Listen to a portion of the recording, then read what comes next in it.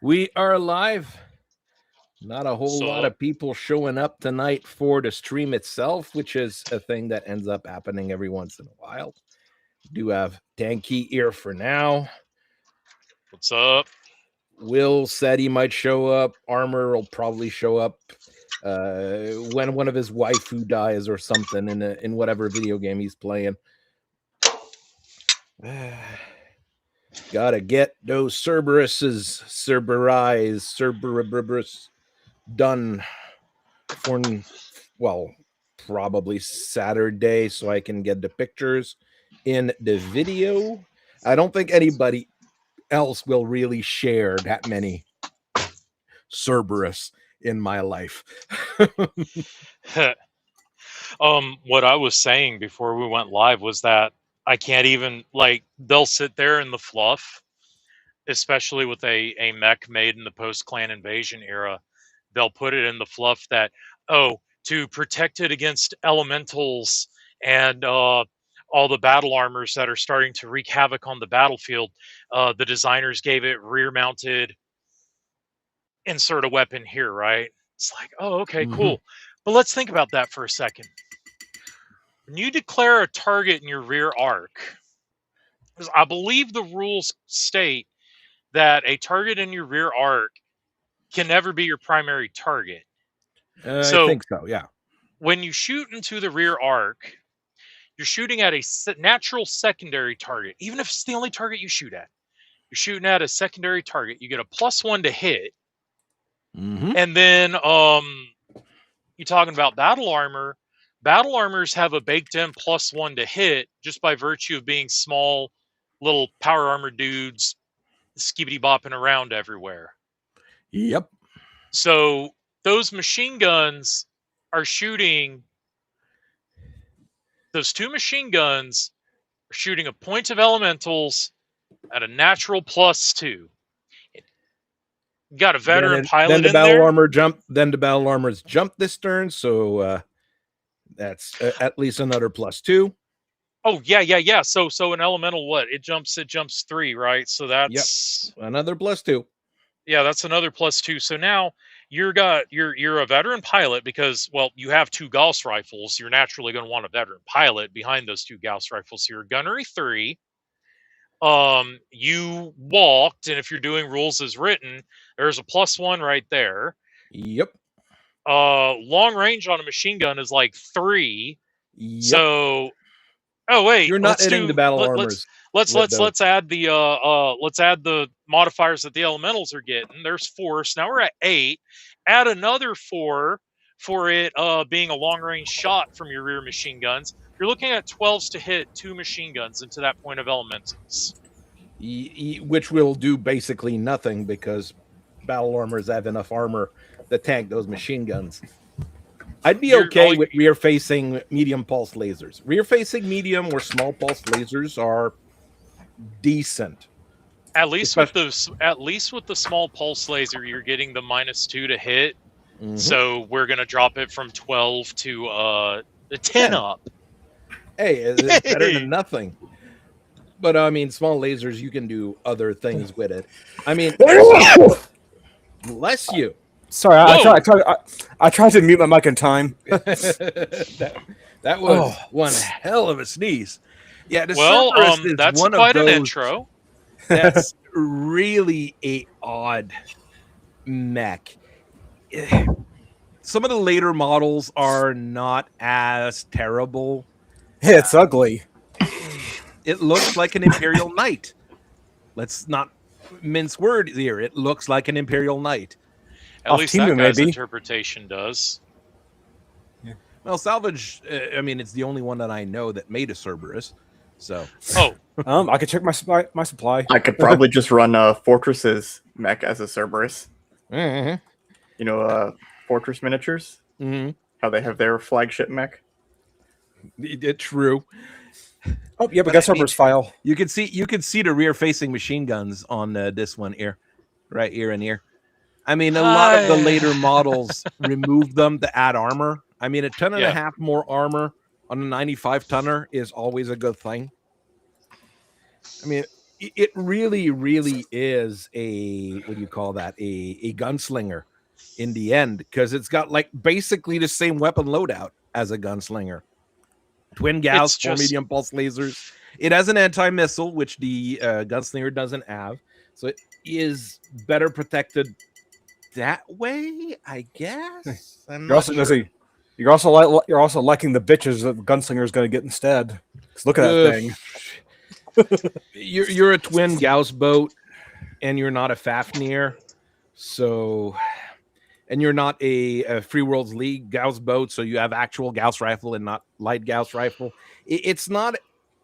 I mean, if you're wanting to run twin Gauss, there are worse options. And I mean, 2 yeah, Hollanders. anything that's under 80 tons. I mean, there's few options that are very good to begin with there. Running 2 Gauss feels like a waste because you're already paid for the heat sinks. Well, at least you don't have to put any extra heat sinks on a twin Gauss boat.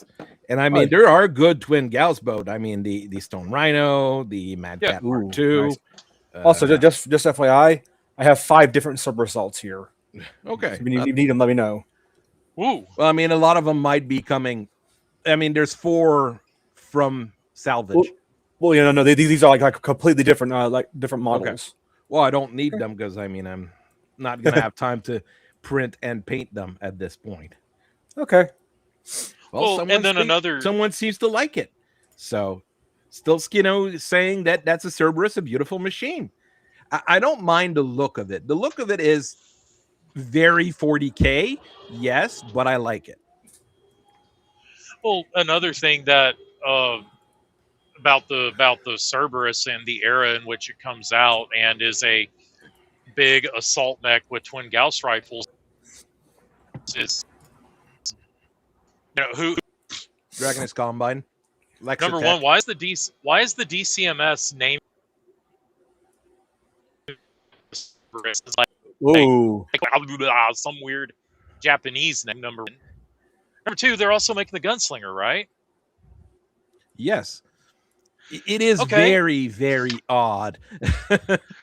And okay, so because the Lyrans are building the Thunderhawk, which has rifles. The Lyran has 3. I mean, the Lyran's real twin Gauss boat is the Fafnir in the end, right?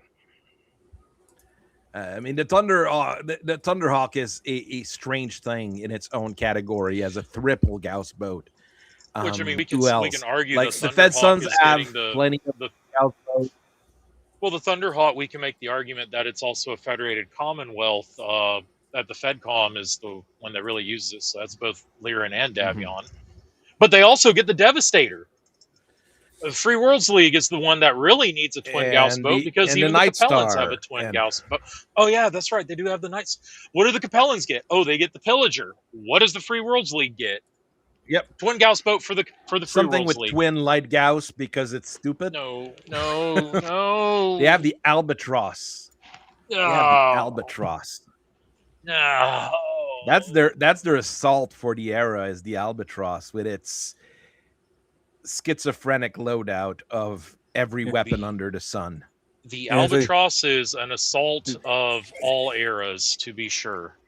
They had some growing pains so they could grow to the Chad Giuliano. There you go. That's ugly teen phase right there. I mean, it's not the Albatross is not awful looking, but it's not a thing that I would run most of the time. But I'd rather run the Sirocco, which is their twin light Gauss rifle boat, but not a true. Because they didn't even make a variant that said, "Okay, fine, we're putting the real guns on it."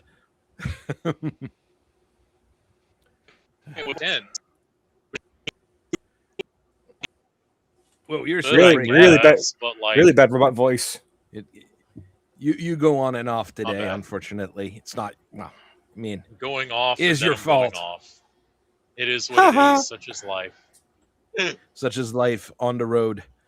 On the road again. It's rough out here. Need a viable HPG system. I need Starlink. You need a mobile HPG. I need Starlink. I need Starlink Mobile.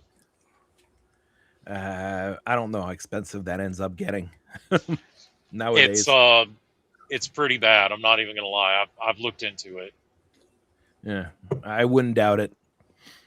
I guess before I roboted, what I said was that twin UAC 10s on the Sirocco, it's good under these new rules, I guess, but I'd rather have twin Gauss rifles on my 95 tonner.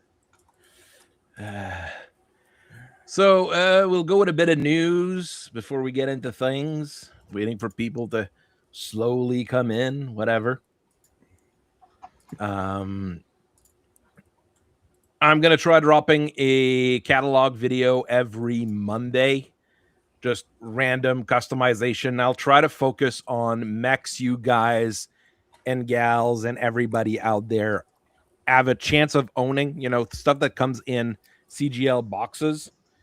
So it's just more options to play with things that you already own rather than things you need to print or things you need to fight with or get from Iron Wind Metal. Proto mech box when? No, that's the other bit of news. They're really proud of those Shadowrun miniatures. Did anybody I know we rag on Shadowrun, but did anybody actually know about this? Nope. I had no idea. You're telling me this now? They have Shadowrun miniature boxes. It's the same format as their Battletech ones. So this took... I mean, it's smart. It cuts down on cost of new boxes and stuff. 1, 2, 3, 4. Those are blisters. So one miniature. So they've got at least 4 actual boxes, a couple blisters. All of that stuff is Battletech boxes that are not releasing because that takes production room and production time from the company that they're working with, right? The fact that they have Shadowrun miniatures in a blister absolutely blast the salvage box argument out of the water. They could easily have blisters of single mechs. Well, now that they own Iron Winds, yes. I mean, sure. Before they owned Iron Winds, it was more of an issue with the agreement they had with Iron Wind in terms of what they could produce and release. Now with this, it's now that they own them, they don't really have that argument. And they don't really care. It doesn't. The thing is, this will sell through. This will sell through on Gen Con for sure. Yeah, but and it'll go. It'll go out of stock on their website too. Yeah, and nobody else will use them. The question is that when they get the restock in on the website, how long before it sells out again, or how long will it sit there still in stock? Well, the regular Shadowrun stuff is not selling, so this should tell you a lot. Everybody's still saying yeah, you want to play Shadowrun? Get a previous edition. So I mean, you saw my bet, the bet that I threw down on your server about what the Gen Con sales are going to look like. The Gen Con sales are going to be solid. The only thing I have doubts about is Leviathan. Leviathan, I am honestly not sure how that's going to go. In defense of Leviathan, it will. In defense of Leviathan, you're going to have the people who didn't back the Kickstarter due to a lack of faith in Kickstarter, rightly so, buy it. And then you're going to have those guys who are I have generic rules for flying battleships. I want some nice minis. They're going to be the ones cleaning out Leviathans at Gen Con. Yeah, I'm not sure it's going to move all that well at Gen Con. The Battletech stuff is going to get sold out. The Shadowrun stuff is going to get sold out because all of Rem's friend and such are going to show up for it. There's going to be 2... Oh, I'm sorry. I keep cutting you off, man. I'm sorry. That's what I'm looking at. That's what I'm thinking about here. I don't think it's going to be selling all that well for the Leviathan stuff. The rest is going to move pretty well here. Didn't see that one being released. I'll probably have to buy this one. Ooh, the Warlord. It's the good Battlemaster. Yeah. There's gonna be 2 Leviathan starter boxes left over and like a few random fleet or ship packs. I don't know what they call them left over, but it won't sell out. I don't think. Hey, who knows? Who knows? Gen Con might be a whole mess this year as well, with Wizards kind of imploding on itself and all of that going on. When is Wizards not imploding on itself? Yeah, it's gotten bad. Could it implode harder? It's a day ending in Y. It's a day ending in Y in French, and there's no days ending in Y in French. Yeah. Oh, I didn't know that. Days generally end in I in French, except for Sunday, because Sunday is dimanche. It's the only one that doesn't end in an I. So that saying doesn't work in French at all. Sure, but I can make a Y sound. So, I mean, it's close enough. So I did crunch some numbers while at work. I wasn't too terribly busy at the end of my shift, so I crunched some numbers. I put down the standard armors. At least those are the more... Did I miss any here? Got standard, Pharaoh, Clan and Inner Sphere, reflective, reactive, heat dissipating, anti APA, armor piercing, ablative, or whatever, anti-armor piercing, ablative, ballistic reinforced, ferrolamellar, ardent, impact resistant, stealth, light ferro, heavy ferro. So those are your standard armor types. Did I miss any? I don't think so. I mean, we don't need to go over industrial or commercial. True. If we went through commercial armor, things would be weird. Yeah. All you do is just write under it, wrong. Well, heavy industrial is the same as standard platings. It's it's easier to manufacture. Commercial gets a weight bonus, but it's only bar 7. Is it bar 7 or bar 5? Like regular commercial armor, you will put on, planes, things like that you're not bringing in combat. But you need protected because things can happen, especially in air. Technically, it protects you from those LBX BBs. Not much more, but small lasers. It protects you from guns. AC2s. See, that makes sense. You want to have a lot of armor on an aircraft that's going to get shot at by AC2s? There you go. I mean, the Torrent Heavy Bomber's I think it's got commercial armor is what it has. But it's got bar 7. Be industrial. Bar 7, it would be commercial. Basically, commercial armor is modern armor that we would have nowadays, more or less. So a large laser penetrates it. Damn, what are they armoring their forklifts then with? I mean, that's life. We have depleted uranium inserts for this forklift because you never know. It's going to last longer.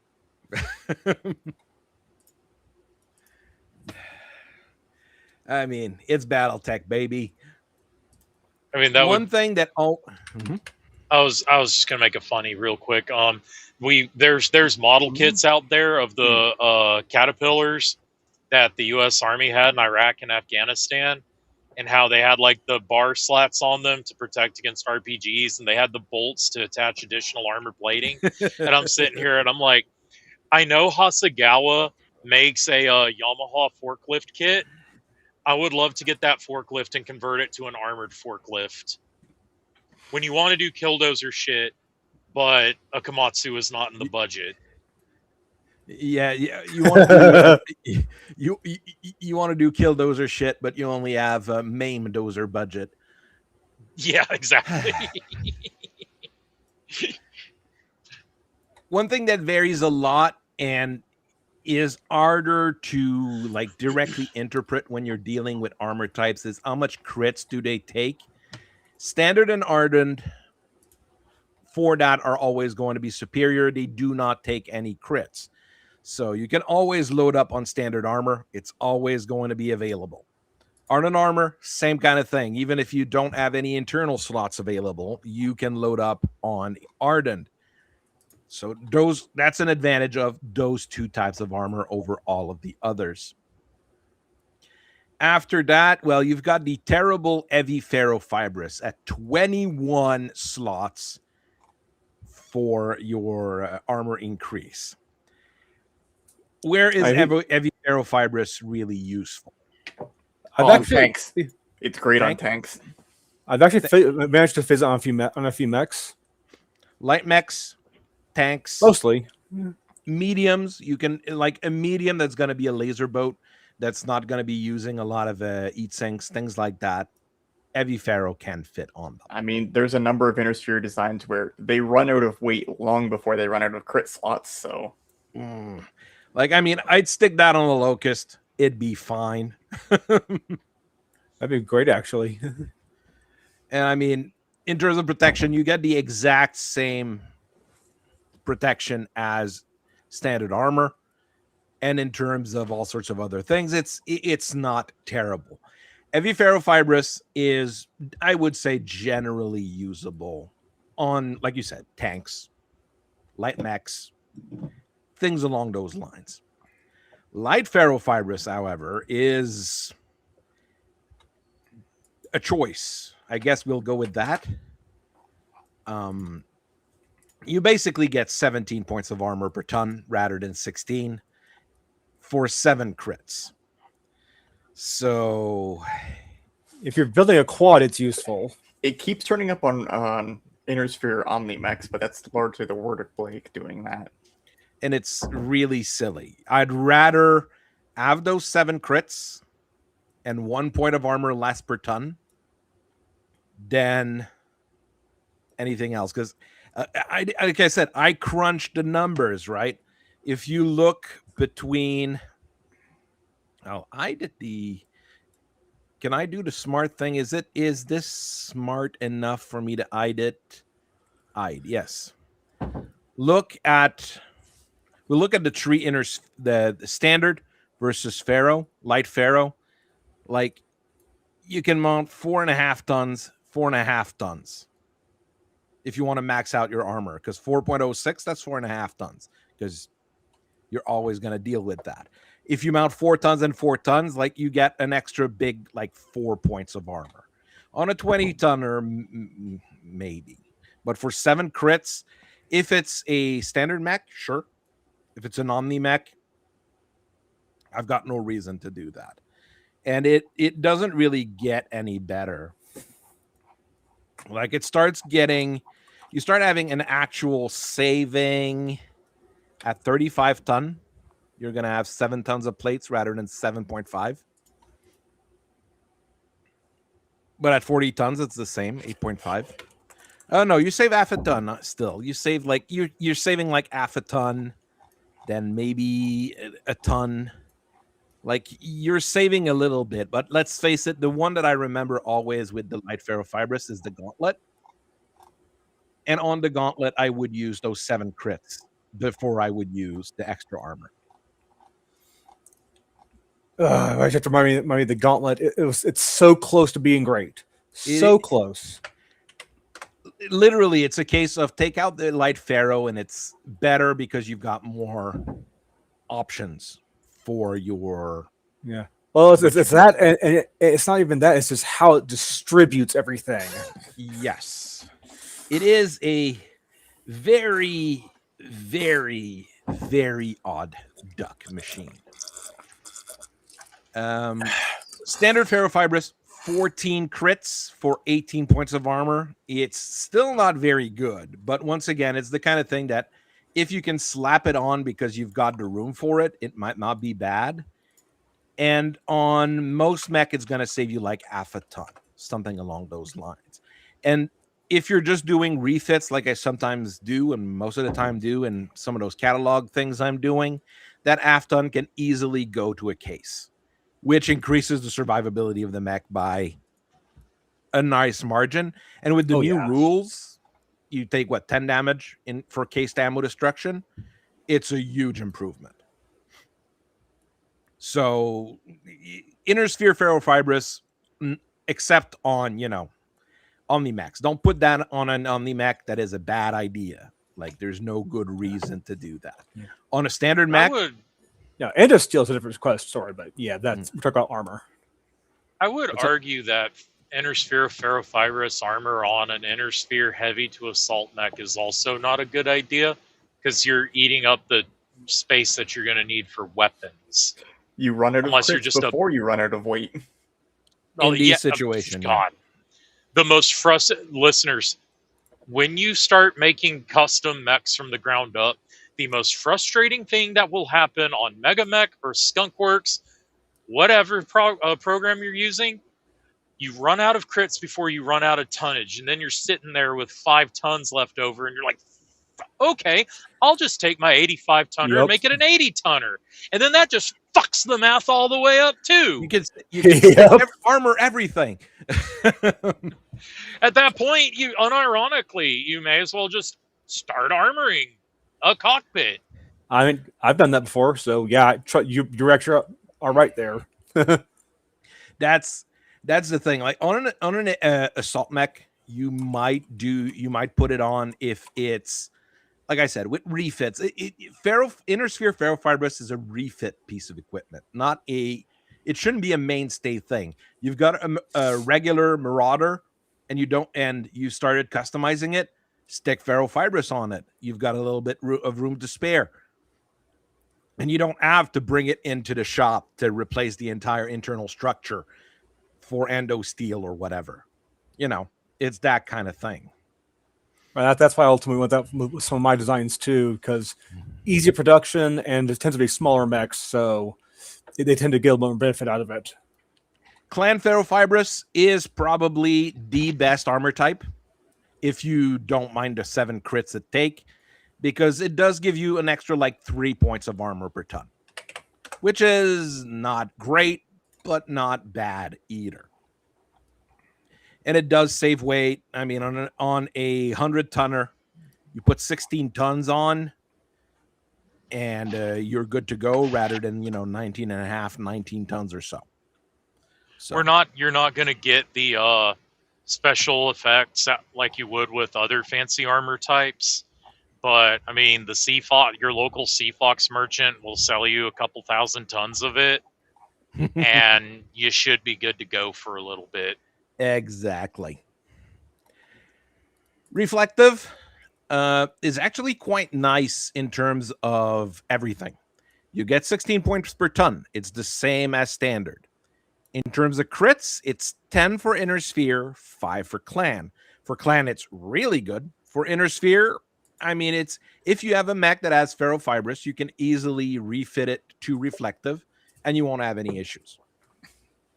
Like, you won't have any crit slot issues. You'll lose armor, a couple points of armor here and there, but it'll be reflective rather than standard.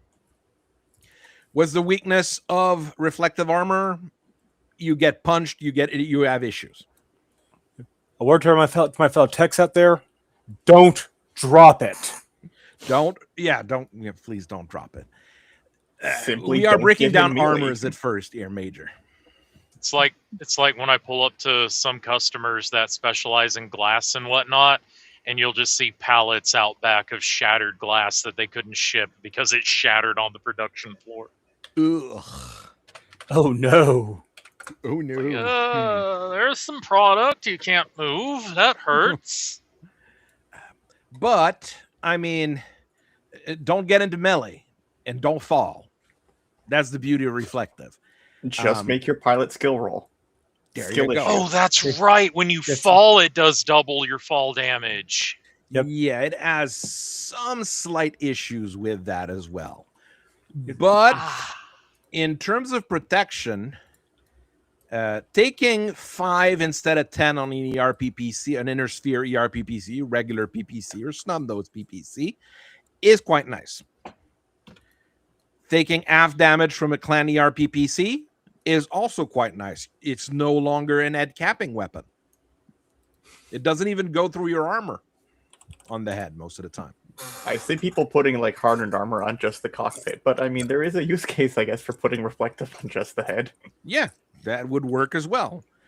Large pulse lasers, the top predators here are right there. Those two here, the large pulse laser and the medium pulse lasers, are your top predators against light mechs. Half damage, half damage. So 5 points on a clan large pulse, 3 points on an inner sphere, on a clan medium pulse. 3 would be 4 because you round up for these. Yeah, before I think so. But it's, I mean, you stick reflective armor on a standard stock Jenner, and it already survives a lot more problems. You stick reflective armor on a mongoose, it survives a lot more problems. Like, the things that could be that'll be an issue is if you get into melee. You're in a light mech. Yes, it's fun to get behind someone and give them a kick, but you shouldn't be getting into melee with the big guys. Now, you count the reduced damage towards making the pilot skill roll, right? Yes. It's after reductions? It's after reductions. You're less likely to be knocked over then. And, I mean, if your light mech does get knocked over, it's already dead. There you go. You stop moving, and you're going to die. I'm also thinking about how a clan ER large laser normally would just vaporize a locust if it got caught at range, but now it's only 5 damage. A heavy laser is now, what's that, 18? 9 damage. It's regular damage. You have fun with your mastercrafted inner sphere large laser. It only did 8 damage to you. Yeah. I mean, it's if an heavy large laser. I mean, if you get hit by a heavy large laser in a light mech, you're doing something wrong. Sorry, you just are to begin with.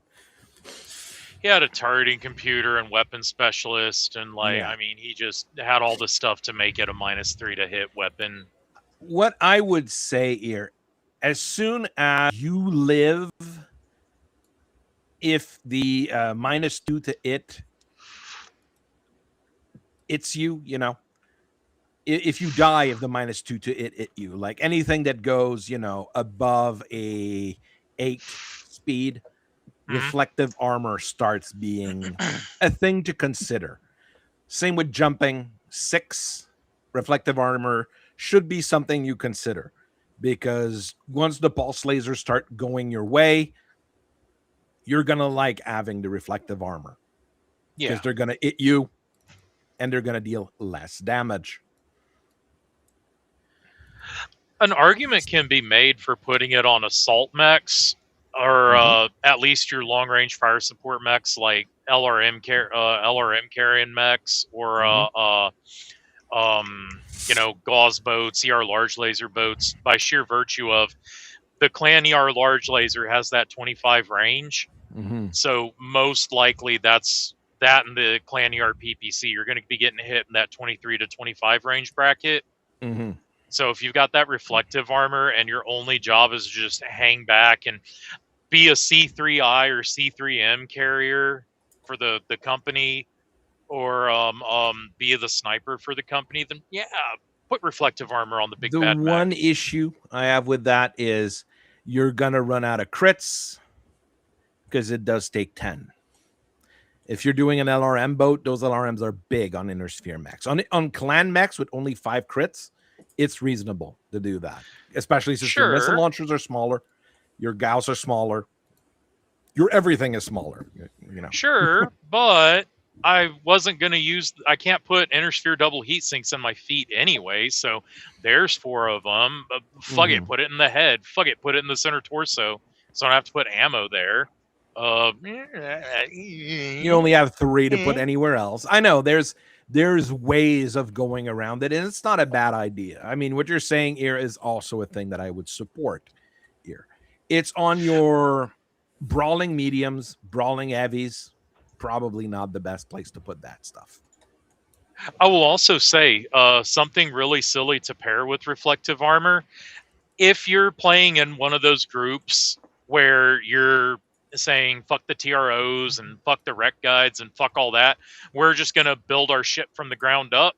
If you've got that guy that really likes spamming a totally not Hellstar, you should definitely consider not only reflective armor, but a blue shield particle defense system.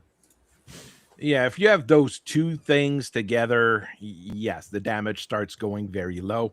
I don't like the blue field because it only lasts like 5 turns and it behaves weird in general. You have to, every time you flip it on, you got to flip it on like you're flipping mask on. It's the same table as mask. Mm-hmm. Except Yeah, it's but you cumulative, can it doesn't only go turn it down. on 5 turns. 5 turns before it shorts out. Yep. Even if you cycle it. Oh We shit. need an eye blue shield then that does work Yes. like mask. That Hellkite. would be the best thing. Hellkite, if you're listening to this, Hellkite, we need an improved blue shield system. Make it happen, Captain. And make it another project thing to the that's hexes hilarious. around you, too. Another thing that is hilarious is any mech with narrow low profile with any of those AF damage plates, Which would be on a light mech anyways. or a marauder. This is true. I mean, you get it with a medium pulse. pulse laser. You get it with a large pulse laser, and it deals 2 damage because you've got narrow low profile. Things that get very funny then. I'm sorry you turned your pilot's brain into mush because you used the TAC Ops rules to turn off the PPC's dampening field to increase its damage while also using a capacitor. So I'm sorry your clan ER PPC that you thought was going to do 25 damage is now only doing like 4 to me. But that's a you problem, not a me problem. Yeah. Now watch me hit this drive. Rolls perfectly on a Risk hyper laser. Watch me hit this drive. You're fucking dead.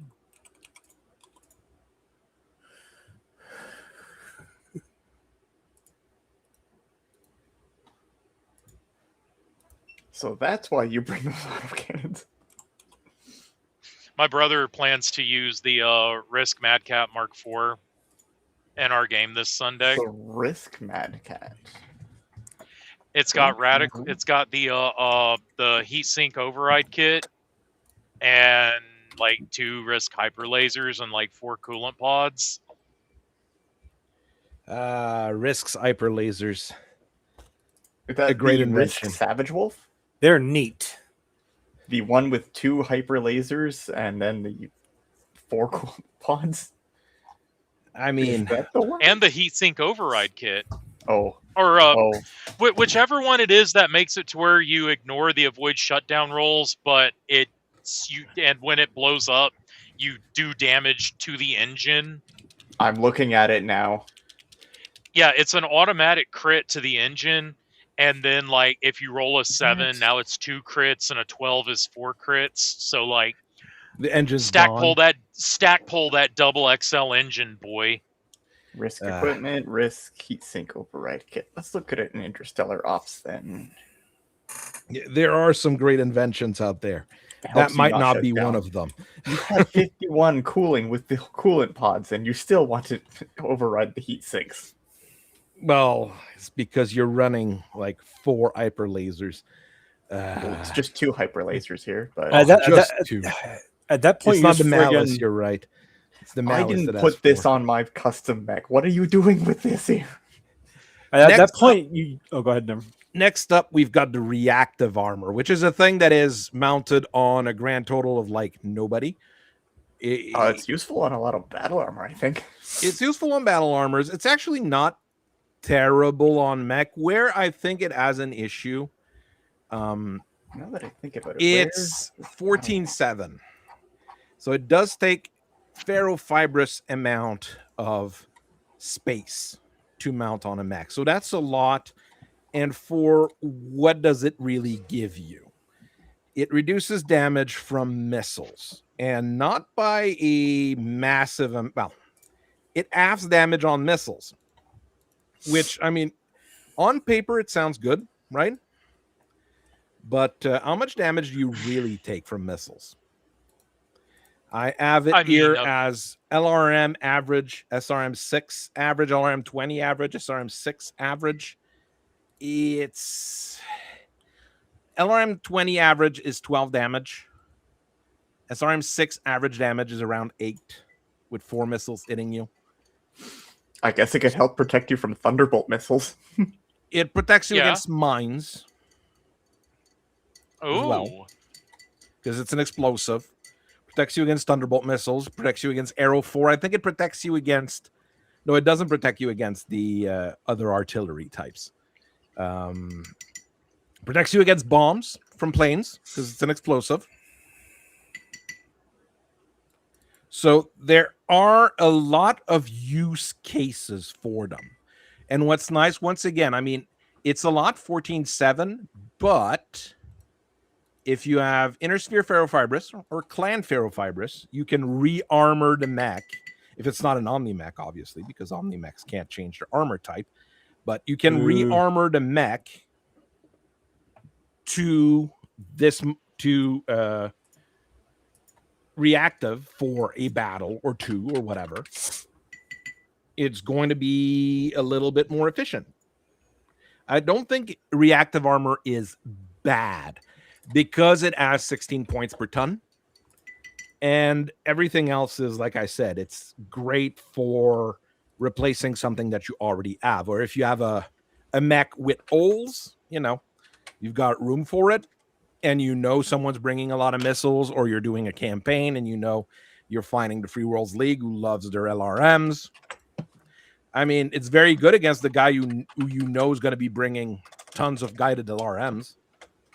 Because we all know at least a guy who is like, I'm going to be nice this game, and I'm only bringing 3 archers with semi-guided LRMs. You know, something like that. Yeah. So... it's kind of wild to me that reactive armor in Battletech, it's like it's the whole armor that's bolted on the frame, whereas like how it actually is it's like, okay, here's your rolled homogeneous steel plate, and then here's your for structure and armor, and then here's your freaking Chobum plates for your actual armor, and then here's the ERA for the shape charges, and then here's the bar. Here's the bar and chain for the RPGs. That makes the Zeus X even weirder then. How so? Because it only has like the reactive on its limbs. What? Yeah. Well, reactive on the legs is not a bad idea because like I said, it does protect you against mines. Yeah.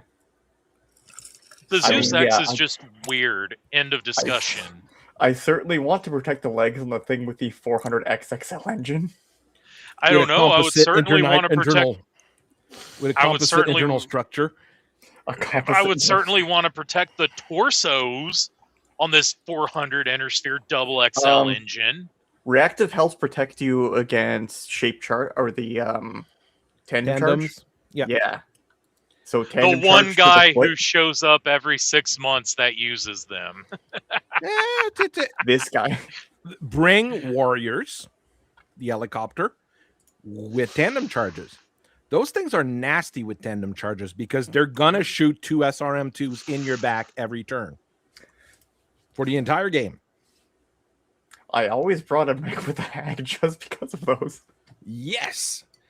But is it a good reason to bring a mech with a hag? Yes. And it's a good build for various then what charges. happened to that mech? It got killed by warriors. I mean, it is not a bad thing to use. I mean, you can blow out an arm or whatever with tandem charges like that. So, you know, bad things will happen to people. So reactive as its use, it's really not bad. It's actually one of the better armors. Then we'll have to talk about it. We'll have to talk about it on Battle Armor a different day. Then there's heat dissipating armor. It's trash. There's heat dissipating armor. Okay, you can go into the same tier as commercial armor, and that's still iffy. We'll put commercial armor ahead of it. Like, it takes 6 crits on top of only having 10 points of armor per ton. I can think of a use case for commercial armor. I can't think of a use case for heat dissipating. Fighting in a volcano. I mean, Just oh take god! more heat sinks. Put a pin in fighting in volcano real quick. Recall when we reviewed the leaked document. What did he say about heat dissipating armor? Is that another interstellar ops armor that has 3 paragraphs to do one thing? Fix it. Pretty much.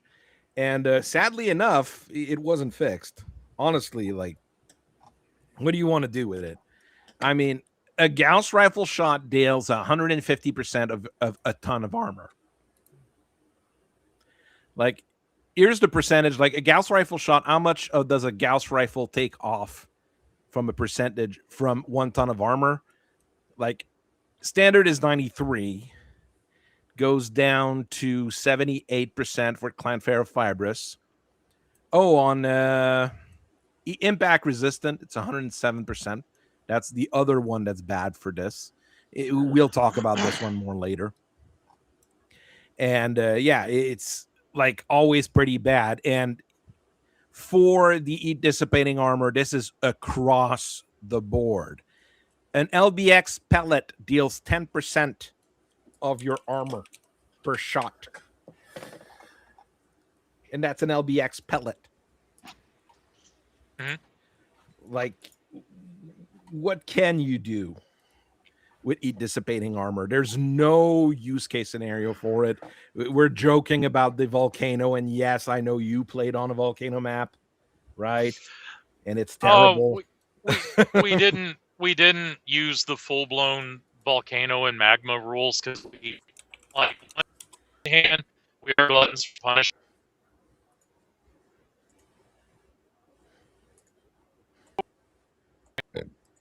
Ooh, that's a bad robot.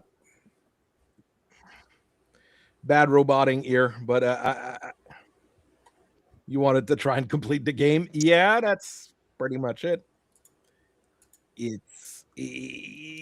I mean, it protects you against, like, it's a good map, but the problem is, like, you're not going to build a list on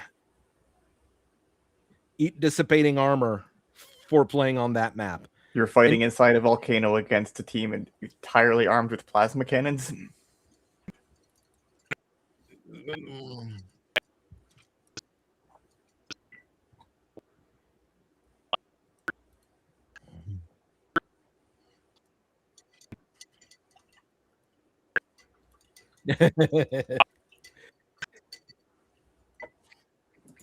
Which 60-ton mech is the best? We haven't gotten to the 60-tonners yet, Daniel Graham.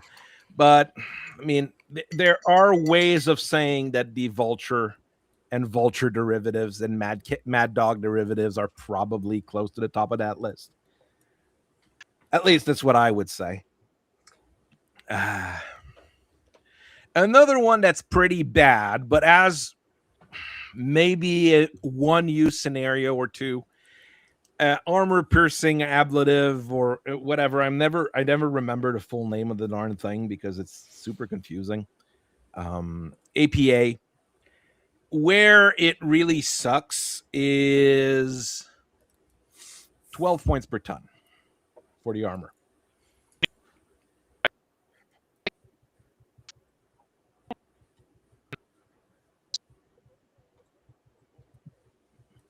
There you go. That's about what I would say as well. All in all, it does have use cases. You know, it does turn a Gauss rifle into a non-ed capping weapon. It even turns an AC-20 into a non-ed capping weapon. So it has some advantages right there, right? Halves damage from any ballistic weapons.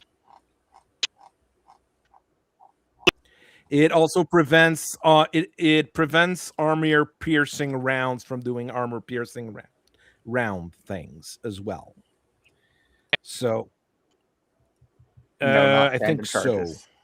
Hmm? It's just anti-penetrative works against tandem charges, just all those AP stuff. But Yep. it's ballistic reinforce that just should be giving its.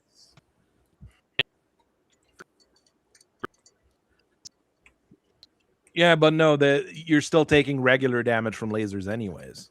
So who cares? This reduces damage from ballistics. Where ballistics is good is Gauss rifles. So that's really what you need to think of when you're looking at that kind of stuff. I mean, it does help against big Gauss rifle, medium Gauss rifle, and huge Gauss rifles. I mean, you could put it on fighters. Putting it on fighters might not be a bad idea, especially reduce damage from hags. It reduces damage from hags, which is a great thing to do. But the big problem I think with APA is that ballistic reinforce exists. Ballistic reinforced has the same 12 points per ton, so that's still an issue. It takes 10 crits, so 4 crits extra, but it mixes reactive with APA, so you get half damage from ballistics and from missiles and explosives. So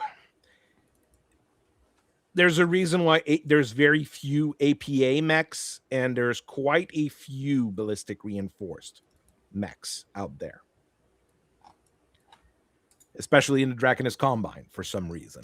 Like, I'm not seeing APA give damage reduction from Gauss rifles. It's just the crit effects. Just the crit effects. It doesn't even reduce damage from Gauss. I thought No, it was it reduced just damage from applies ballistics. Anti-penetrative ablation just applies a -2 roll modifier to crit checks made by all weapons with armor-piercing abilities. So you can still be through armor critical hits. Also applies to special. Okay, also applies to special armor defeating crit checks made for location roll of 2. So it does. It just gives you another -2 roll modifier to through armor critical hits. It is. Is it worse than what I thought? Yeah, it's worse. Okay, so it is entirely useless. Well, I have to change the table because I thought it reduced damage from. I thought it reduced damage from big guns, but I guess it doesn't. So.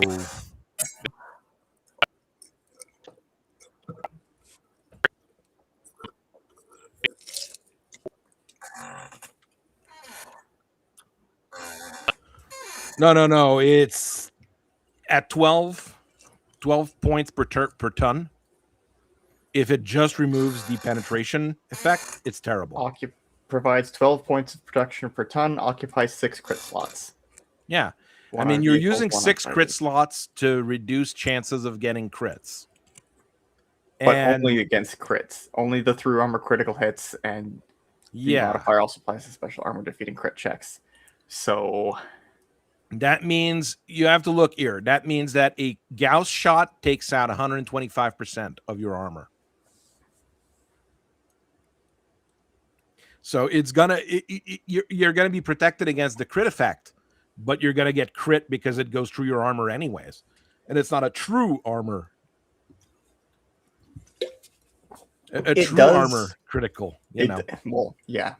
If it didn't already penetrate your armor anyways and could negate its any effect, then it would prevent, maybe you get lucky with a narrow low profile and it deals reduced damage, and then you don't get the and it's only a resistance, it's not even full prevention. Yeah. You can still get a through armor critical hit with the anti-penetrative armor. So those two here, the two in the middle, they're really bad. They're really, really bad. Like, really not worth it. Ballistic reinforced really is decent to great. I mean, half damage from ballistics, half damage from missiles. Quite reasonable. It doesn't prevent damage from LBX pellets, though.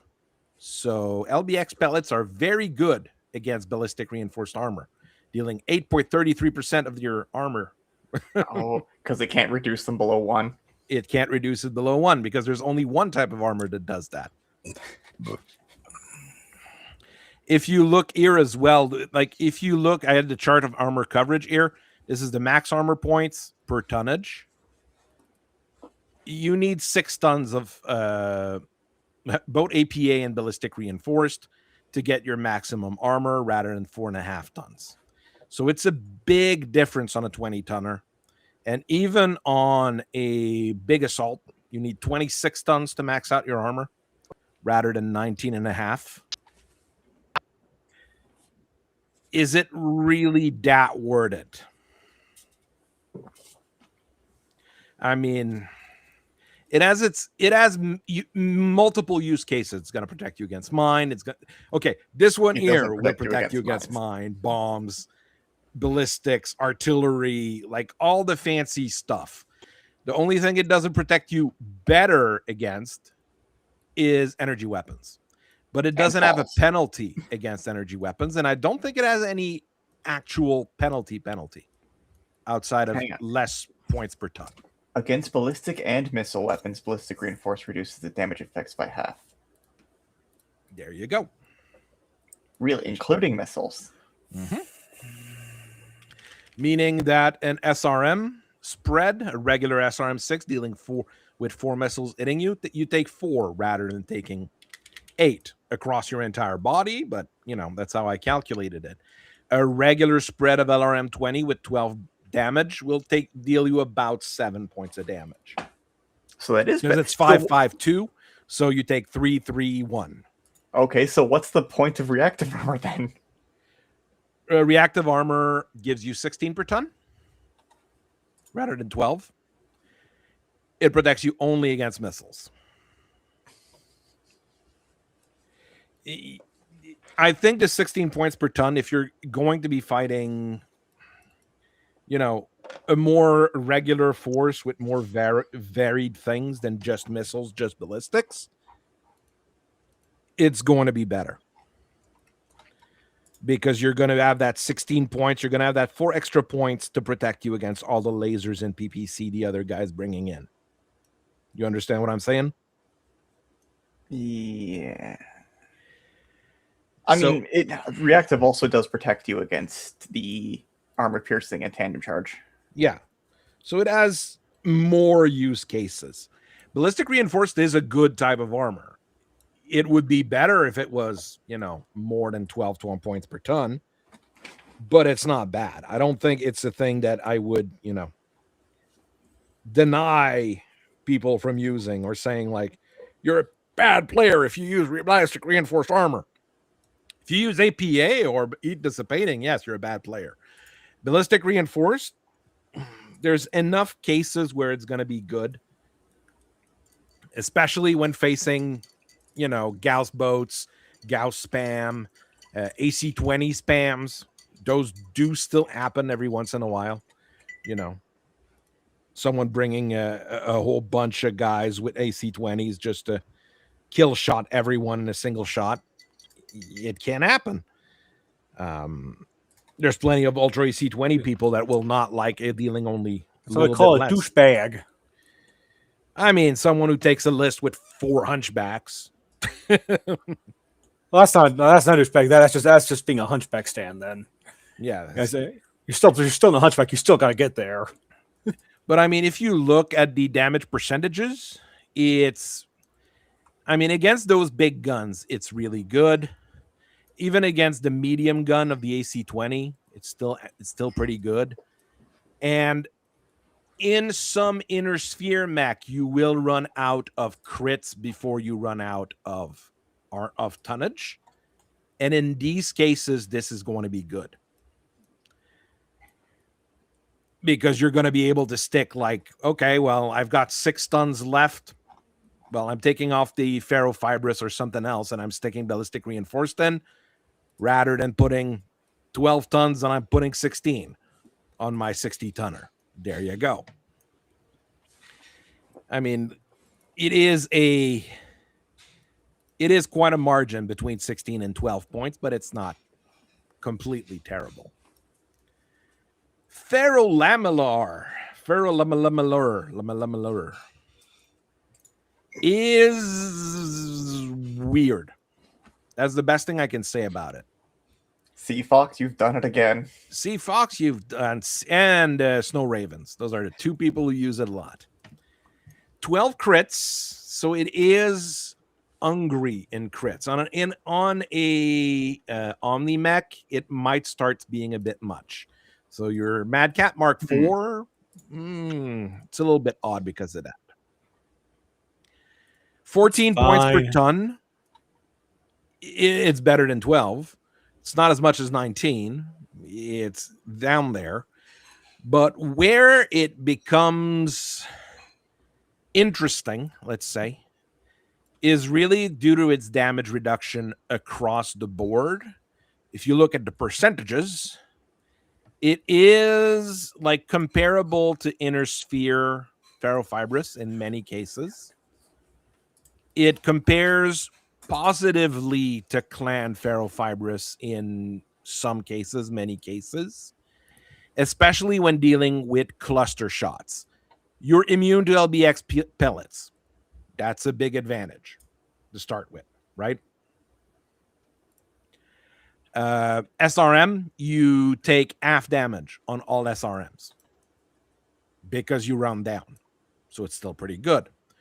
On an LRM's cluster, you're going to take 4-4-1 from a 12. So you take more than with a ballistic reinforced, but you don't take the full 12. And it's like I said, it's going to be 4-4-1. So this one here, very comparable in terms of percentages to your Clan Ferrofibrous. Same thing with an AC-10, kind of comparable to a Clan Ferrofibrous. Inner Sphere Medium Laser, comparable as well. You take 4 damage instead of 5. AC-20 still kills you at 16 damage. It's pretty bad, but, you know, it's not bad. So you can see the advantages of Ferrolamellar. And one that is not written here, it reduces your damage. So you've got less chances of doing paladin skill rolls. You get hit by a single AC-20 shot in a round because the Hunchback ran up to you, shot everything, and only the AC-20 hit. You took 16. 16 is not enough to roll for a piloting skill. But Tarnation? So you see the advantage in that particular regards of Ferrolamellar over standard plates, let's say. So it has quite a bit of an advantage there, in my opinion. Is it super top tier and everybody should use it all the time? Probably not. I don't think it's a complete game changer, but it's a good option. Anybody has anything to add on Ferrolamellar? Angry hunch noises. Ardent.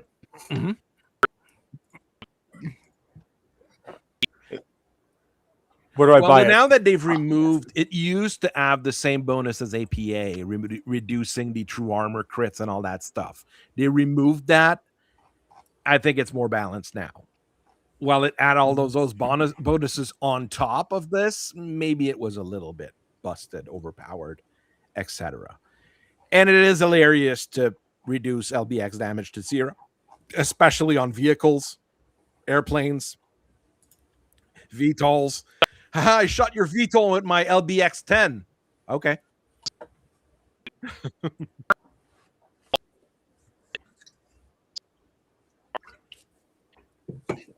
Mm-hmm.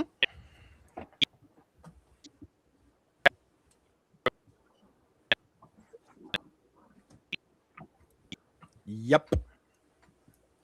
I mean, Ferrolamellar is great on vehicles. It is like fantastic on vehicle.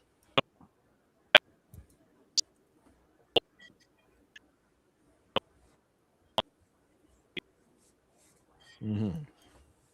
So you're going to be doing one hit anyways when you shoot it with an AC-20? Mm-hmm. So even when you switch if you shoot with AC-20, of course. Yeah, but I mean, an AC-20 hitting a rotor from a VTOL normally would take out 2 points Now it'll take out 1 because it's ferrolamellar. Like ferrolamellar on VTOLs is hilarious. It literally turns you into On an LB20, you just said AC20, but AC20 it's something different. yeah. Okay, Tanky, can you log out and log back in?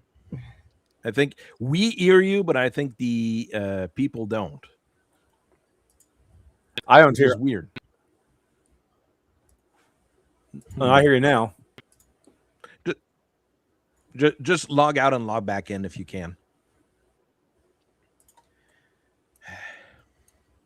The impact resistant armor. This one here is a entirely odd duck. 6 crits, so it's not a huge investment. It's weak to armor piercing weapons, so it's an odd weakness to have.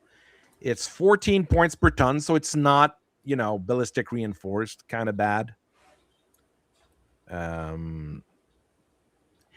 And it doesn't reduce damage from your common weapons, which I have listed there.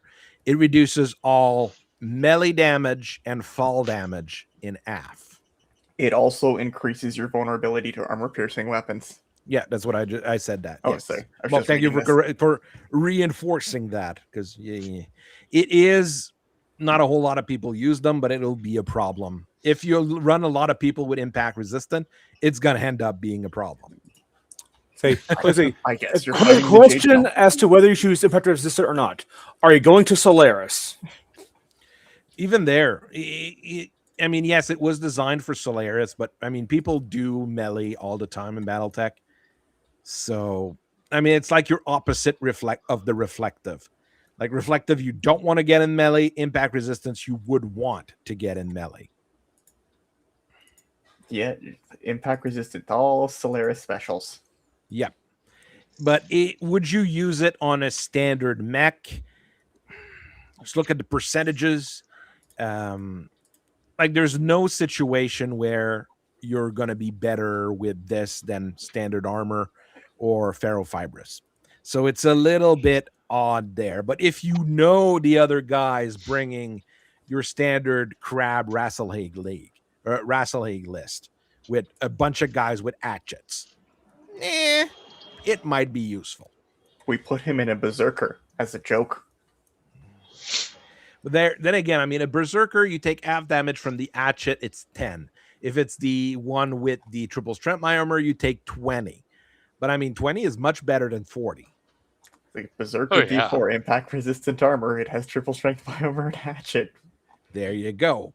I mean, I would say, good reasons to have impact resistant armor. And if you're reskinning a mech for a scenario, for a campaign and things like that, it's a type of armor you might be using depending on the situation. You're fighting terrorists that are doing Pride Parade drive-bys. Impact resistant armor might be a bit better. This will go perfect for my Christmas parade. It's a Christmas parade protection mech. There you go. Then you have a guy trying to defend himself from because even his lawyer was like, "There's no way we're defending you," so he has to defend himself, and that was quite an ordeal.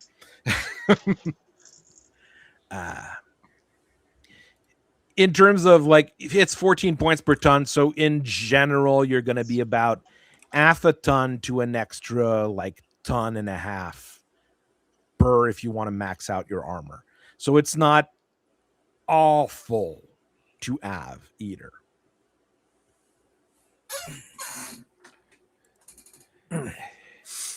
I mean, instead of a berserker, use the universal punishment mech, the medium quad scorpion.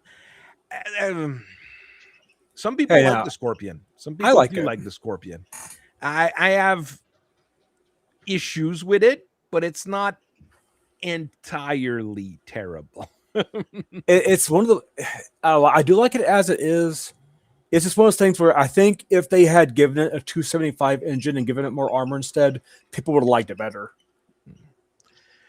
We skipped Arden because Arden is its own beast in many cases. Arden armor takes AF damage. It doesn't cut damage in AF, is because each pip takes 2 damage to cut. Where Arden armor shines is when you've got the tonnage for it and you're ready to put 39 tons of plate on your 100 tonner. This is where the Arden armor really goes fantastic. You can put 9 tons of plates on a 20-ton mech if required. Why would you do that, you ask? I don't know. To build the Iron Tick. No, your Iron Thick, I thought it was 30 tons. Yeah, I know. Just, At but 30 for tons, 20. it's still like 13, let's say 13 tons of plates. It's less than AF. Less than AF. Yeah. You put a small engine in.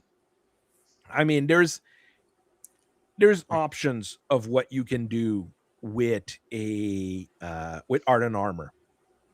I don't think CGL has exploited Arden armor as much as they could, basically. I can agree with that. Because we did the Viking 2C with like maxed out or almost maxed out armor. These things are going to be like unstoppable. I mean, once you get above 19.5 tons, you're tougher than a 100-tonner assault mech.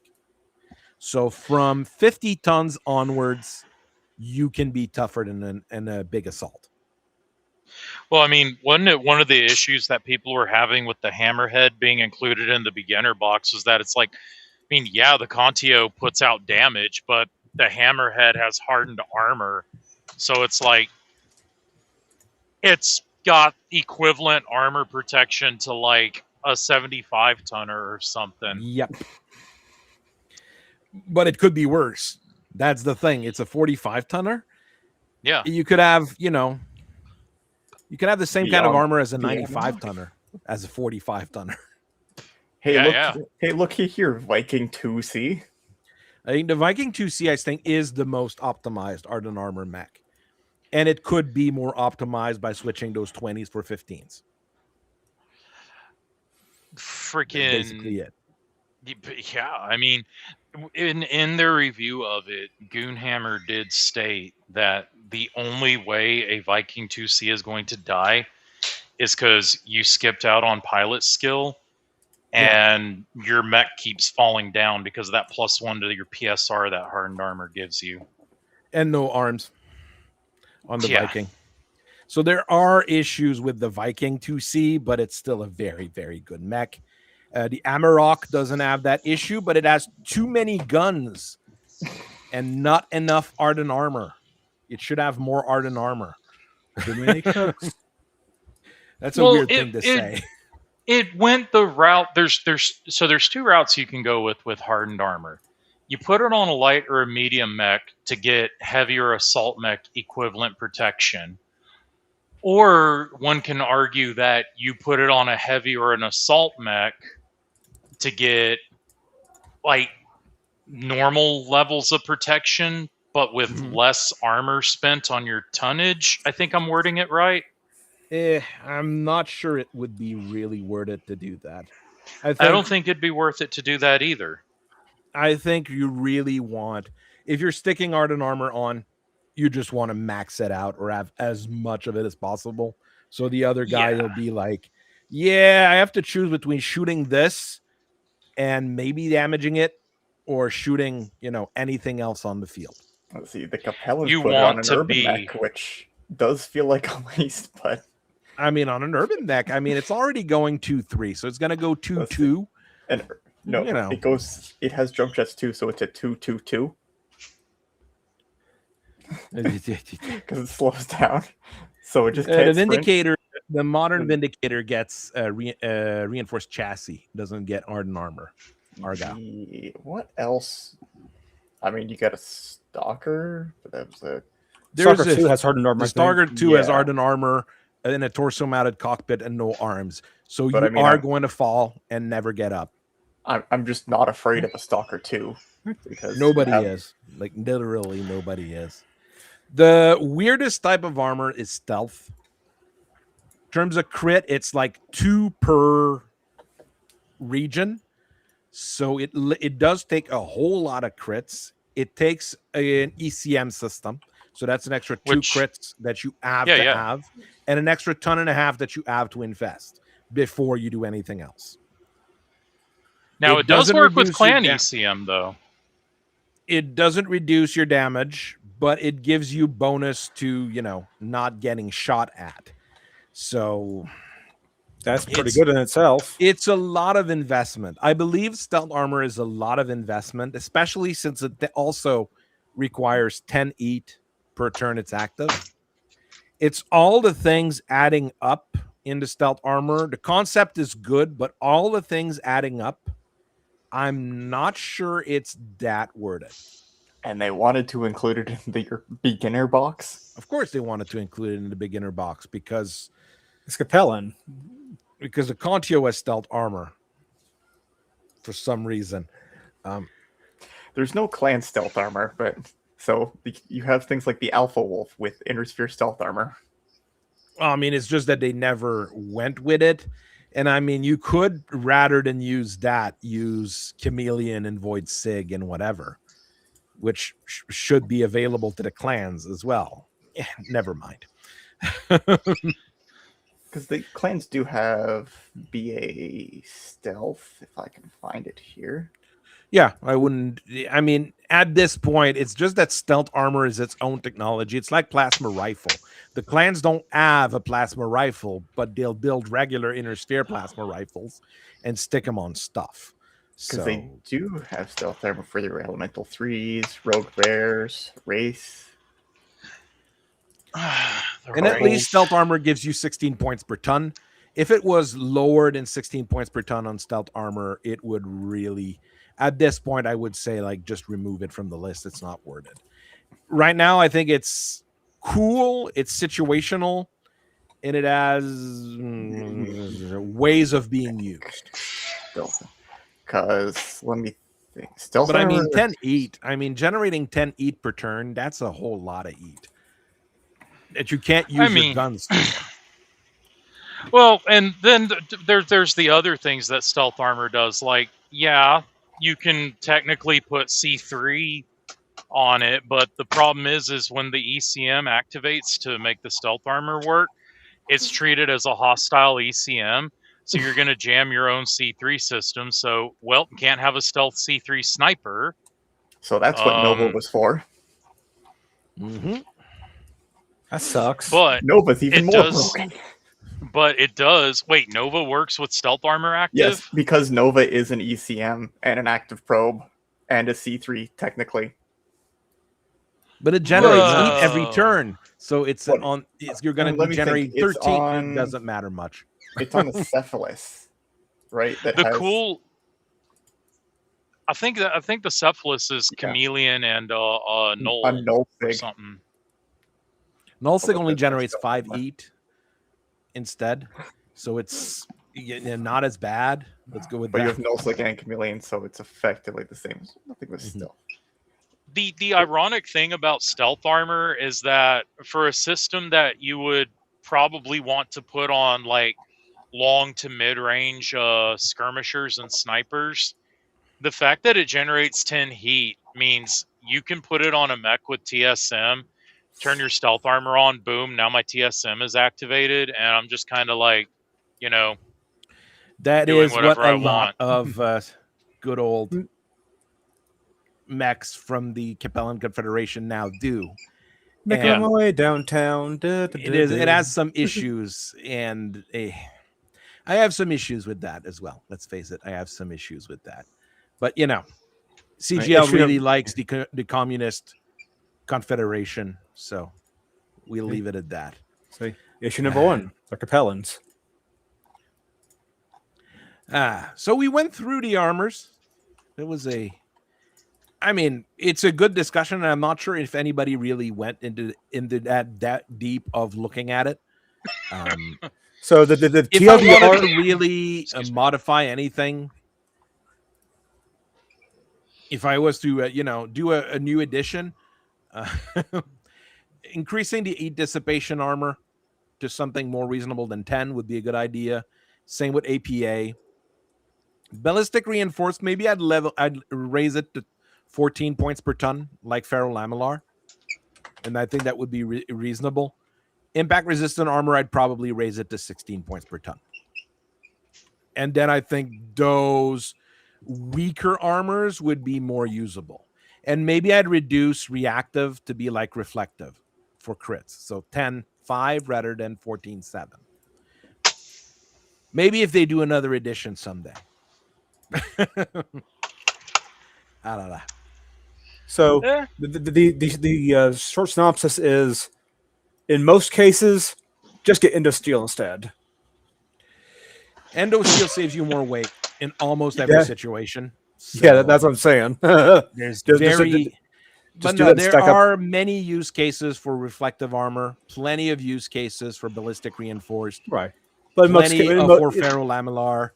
but in most cases, So- just improve your standard armor.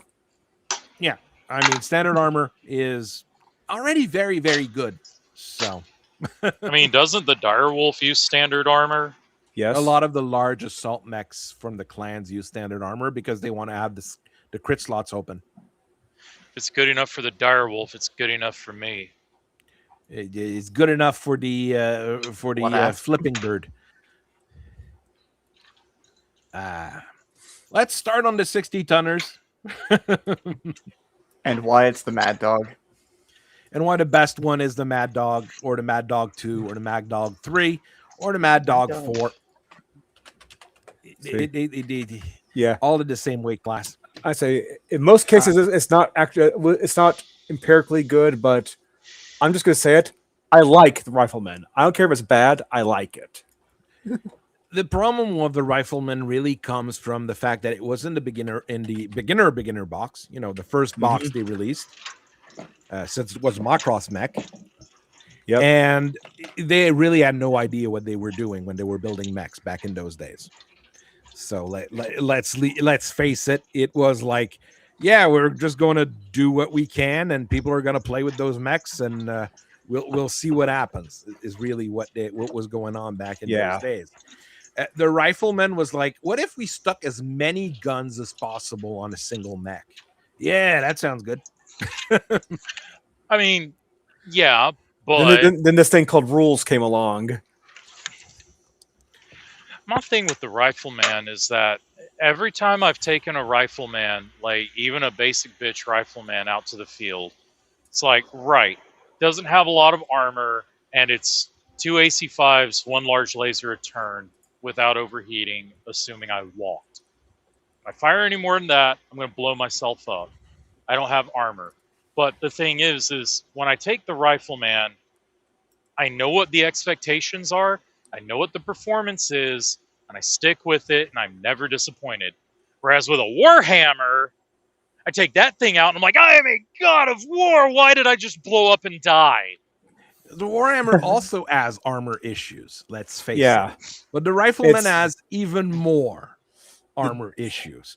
But I've It's- never it- not been disappointed in the Rifleman. Honestly, just for a tech side of things, That's what a lot of people say. So I guess I must be in the minority where I've always been disappointed when I've taken a Rifleman. Every single time. I'd say it's a mech that came out too early in the timeline, and that it's not a bad design on concept, but it desperately needed Pharaoh and double sinks. It desperately needed them. Because Yeah. you play basic bitch 3025, a light mech's gonna get behind you. And your 2 points of our rear armor and your center torso are not going to protect your very, very risky engine from starting to overeat you even more. Like, you take an engine hit in a Rifleman, and you're like, well, there goes the game. You don't need 2 engine hits. If you got 2 engine hits, you're just fucked. So, take out those 2 medium lasers in the side torso and buff up the armor, and it's already a more reasonable mech. Or add 2 heat sinks. Or like, there's so many things with the riflemen that are just. I mean, on paper they look fun, but then you're like, something's gonna give really quickly. Well, so the benefit is it's a cheap enough mech you can actually afford to do the tinkering No, with. it's not cheap. It is 5 Cheap million C enough. bills. No, For a it heavy is mech- 5 for a million heavy- C bills. So during the Succession War, you cannot lose a rifle. You cannot sacrifice riflemen. Yeah, they call them Counterpoint to the suck wars for a reason. Counterpoint to that, though, if you look at the Rifleman doctrinally as an anti-aircraft mech, you should That not have it on the is- front lines.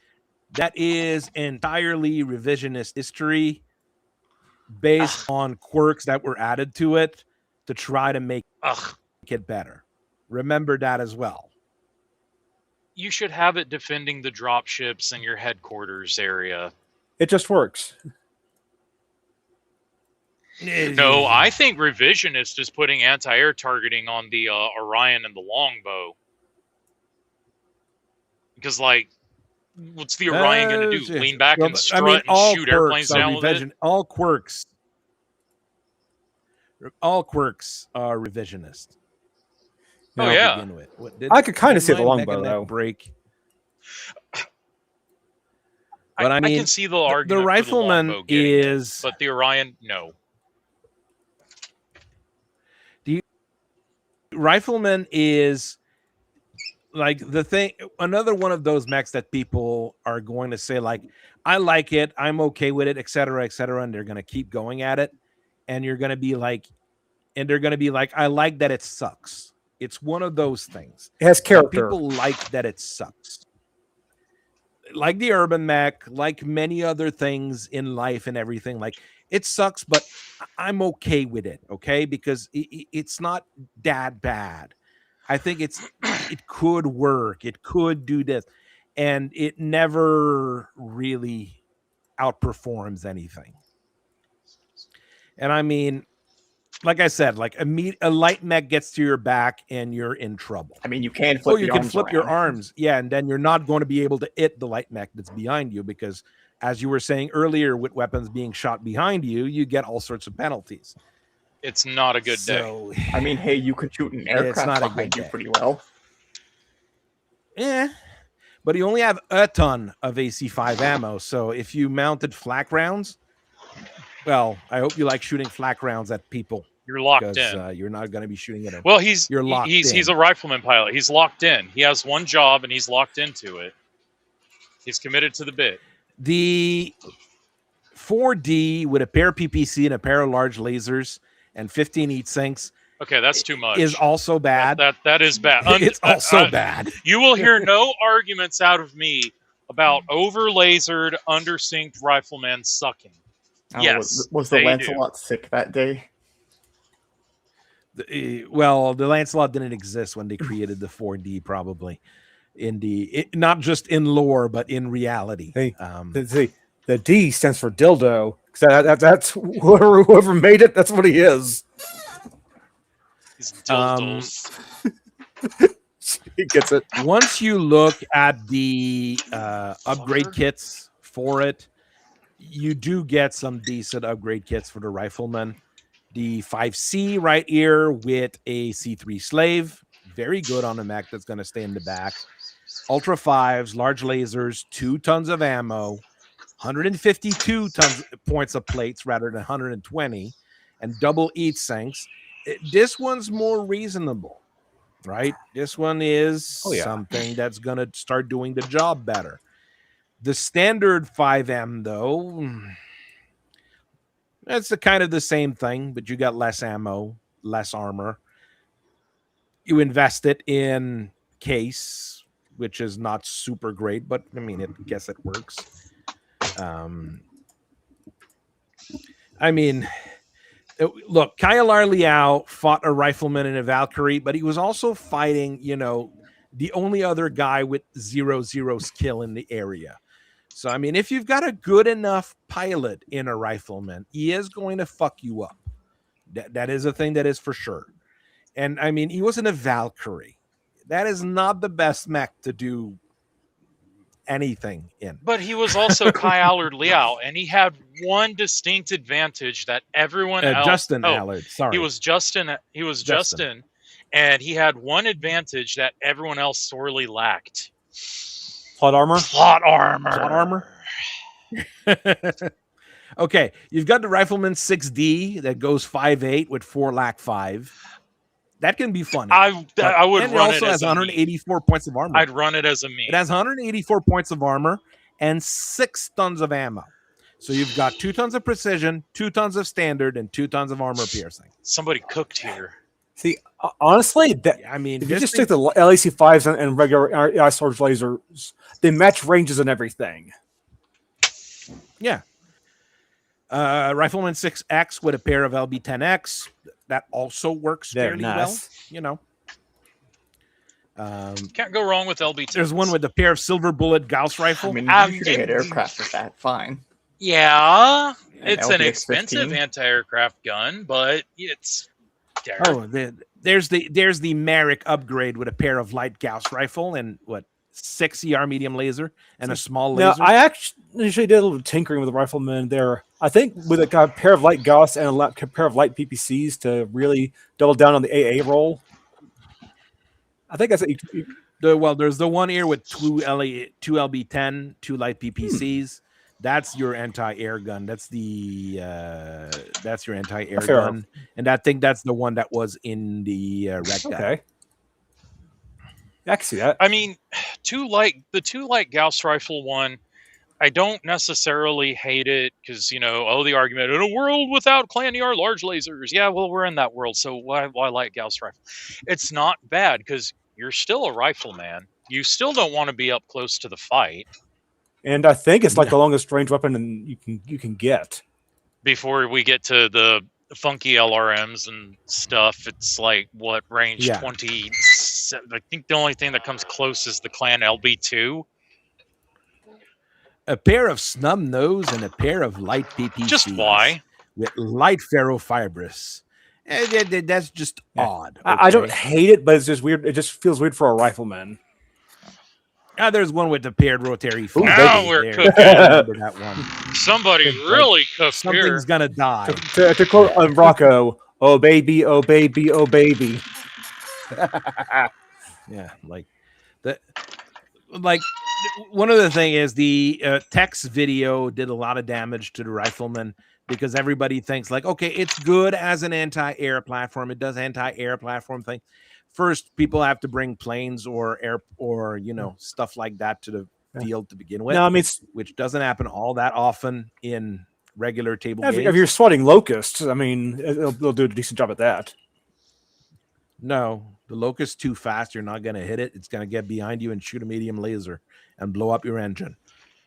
I'm not speaking from experience at all. Have you considered that? You considered that maybe you should have had a hunchback defending your riflemen? The hunchback was busy fighting other hunchbacks. 2 hunchbacks. It had other things to do. Hey, that's part of the problem. A fair argument there. A hunchback is doing hunchback things. I cannot complain. How many tons of Rack 5 ammo does the Rackman have? Fiver has decent amount, if I remember right. 6 tons. The barest of bare minimum. 192. It has 192 points of armor too, and it jumps. I've got this one here. I've got no problem with at all. Okay, 464, 22 each sinking, a pair of rotary 5, and a pair of VR medium lasers for show. Plenty of ammo. It's going to die, but it's going to die gloriously. He's going to roll in with the cavalry and provide direct sustained fire support. And if you do play with quirks and you do play with airplanes, the airplanes are not going to enjoy this. That's for sure.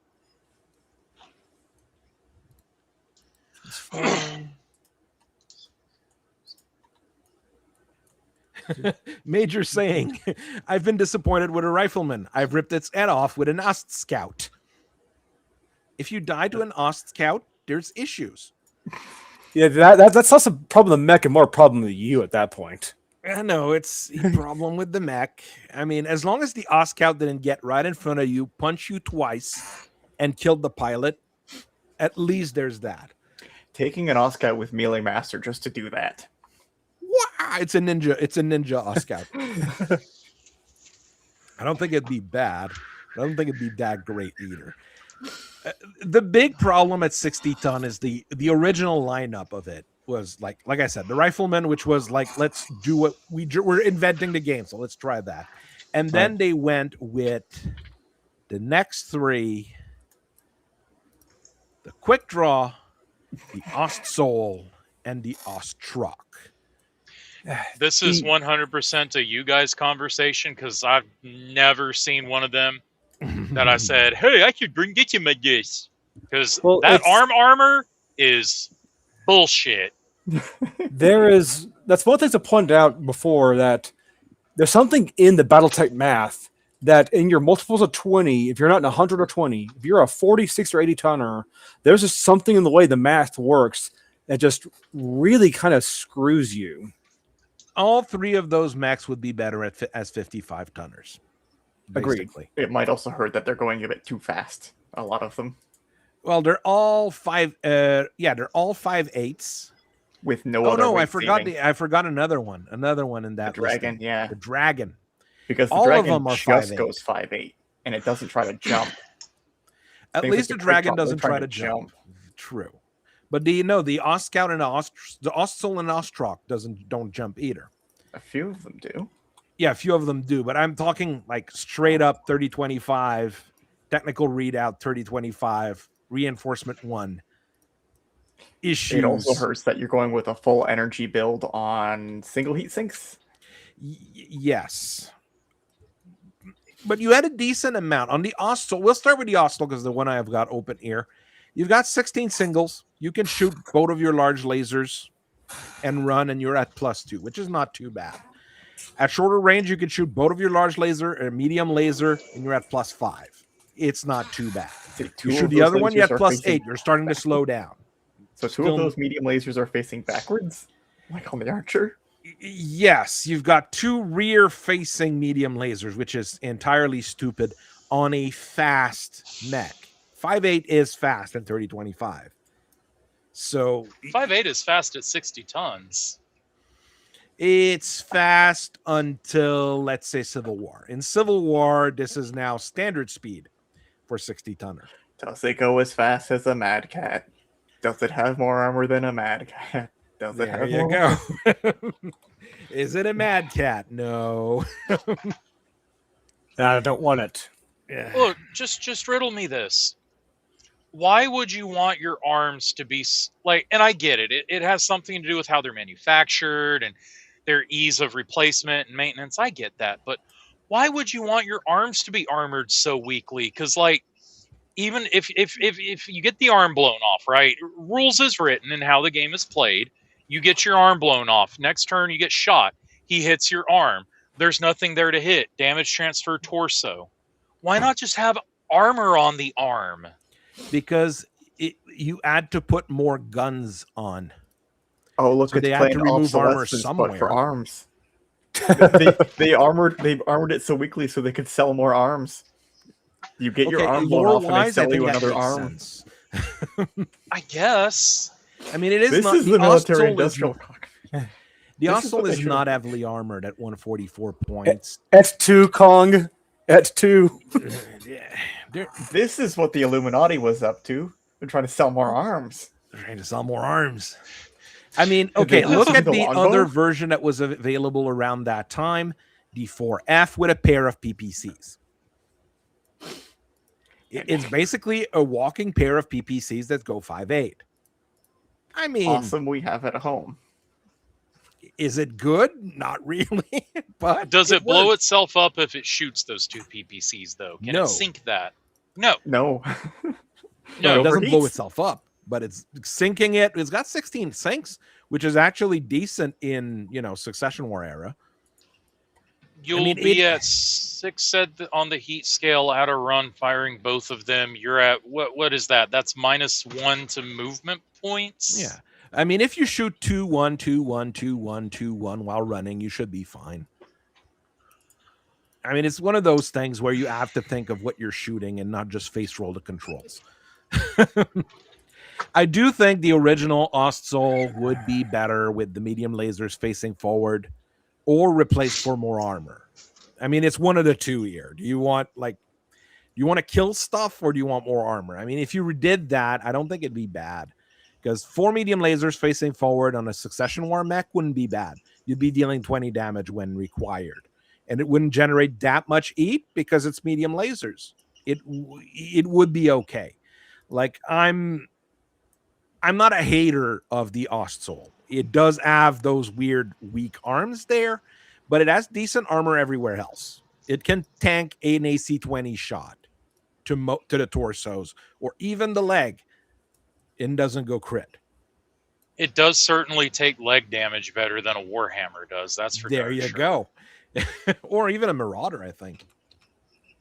I think Marauder side torsos are its problems. The counterpart, the Ostrock,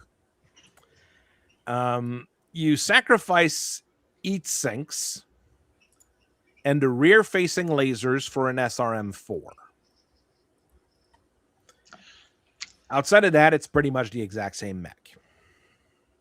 Okay.